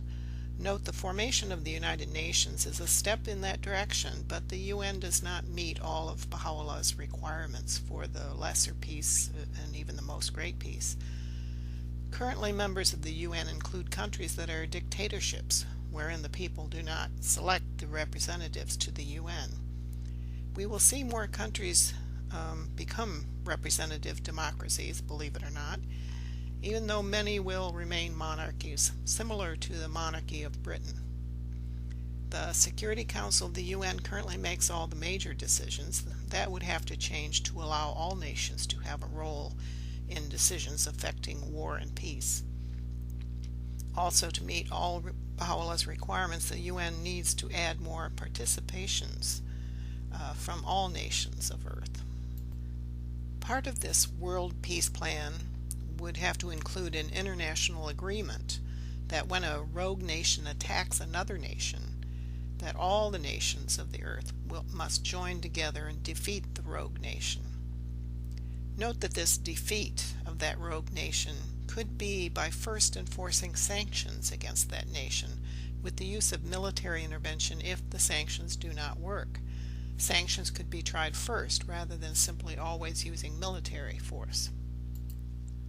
Then, through the years, as rogue nations and their rulers learn they cannot aggress against other nations, a form of political peace will evolve. That's the lesser peace. It will not make all warfare or military actions disappear entirely, however. It will be messy at first, getting nations to agree to the policies, defining parameters, and following through especially. We are already in the early formative years of this lesser peace, whether we recognize it or not. Perhaps you've noticed that since the ending years of the 20th century that countries have formed coalitions to respond to one nation or renegade group aggressing against another. The first Iraq War in the 1990s was an illustration of that when Iraq invaded Kuwait. Then the international interventions in the Bosnian War, among other events, and among some other events. Then the response after the September 11th, 2001 terrorist attack in the USA against Al-Qaeda in Afghanistan and then Iraq, whether you agree with the need for military action in either or both of these situations or not. And lately ISIS, the coalitions were steps towards an international recognition that countries need to have some agreed upon responses to international threats like these. By the way, such an agreement on how to react to one country invading another or other such threats like ISIS can include the use of sanctions and not always first military action. The nations of the world need to develop this agreement together. They've already been doing this to some inadequate or sometimes misdirected extents already. They just need to formally recognize the need for a written agreement, methods, policy, etc., and then do it. After the lesser peace is fully established, as increasing numbers of people become aware of the identity of Baha'u'llah as the expected Messiah of the latter days and his teachings, they will willingly and of their own volition come to be believers in the Baha'i faith. Through this increasing number of individuals following the teachings of God for this new era, we will gradually see the establishment of God's kingdom on earth. The most great peace will be fully established and bear fruit quite some time in the future, maybe 100 or more years from now. Its beginning glimmers will start to appear, and it will not be just through the Baha'i faith. Those pure souls of other faiths of God who return to the foundational teachings of their faiths and leave the man-made theologies and ideologies behind will join in to establish this new society. Competition and contention between the followers of various faiths will end because their common foundations from the same God will be recognized. Thus, the establishment of God's kingdom on earth, as it is in heaven, is in process. So, please consider investigating the Baha'i faith and Baha'u'llah's revelation and his prescription for world peace. Here are a couple websites you may find helpful. The top one, www.bahai.org, is the international website that is there for seekers, people who are interested in learning about the Baha'i faith. It also provides through it access to the writings, the sacred and authoritative writings of the Baha'i faith. The bottom one, bahai.us, is the official website of the USA community for people who are seeking information about the Baha'i faith.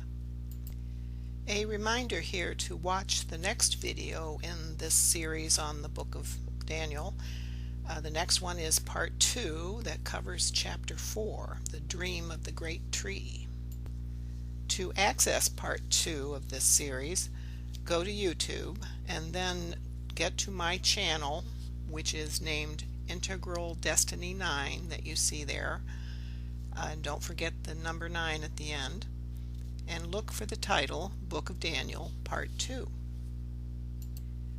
And here just a reminder, the main resource I used for the development of this series is shown here, but it's not the only source, but it's the main one.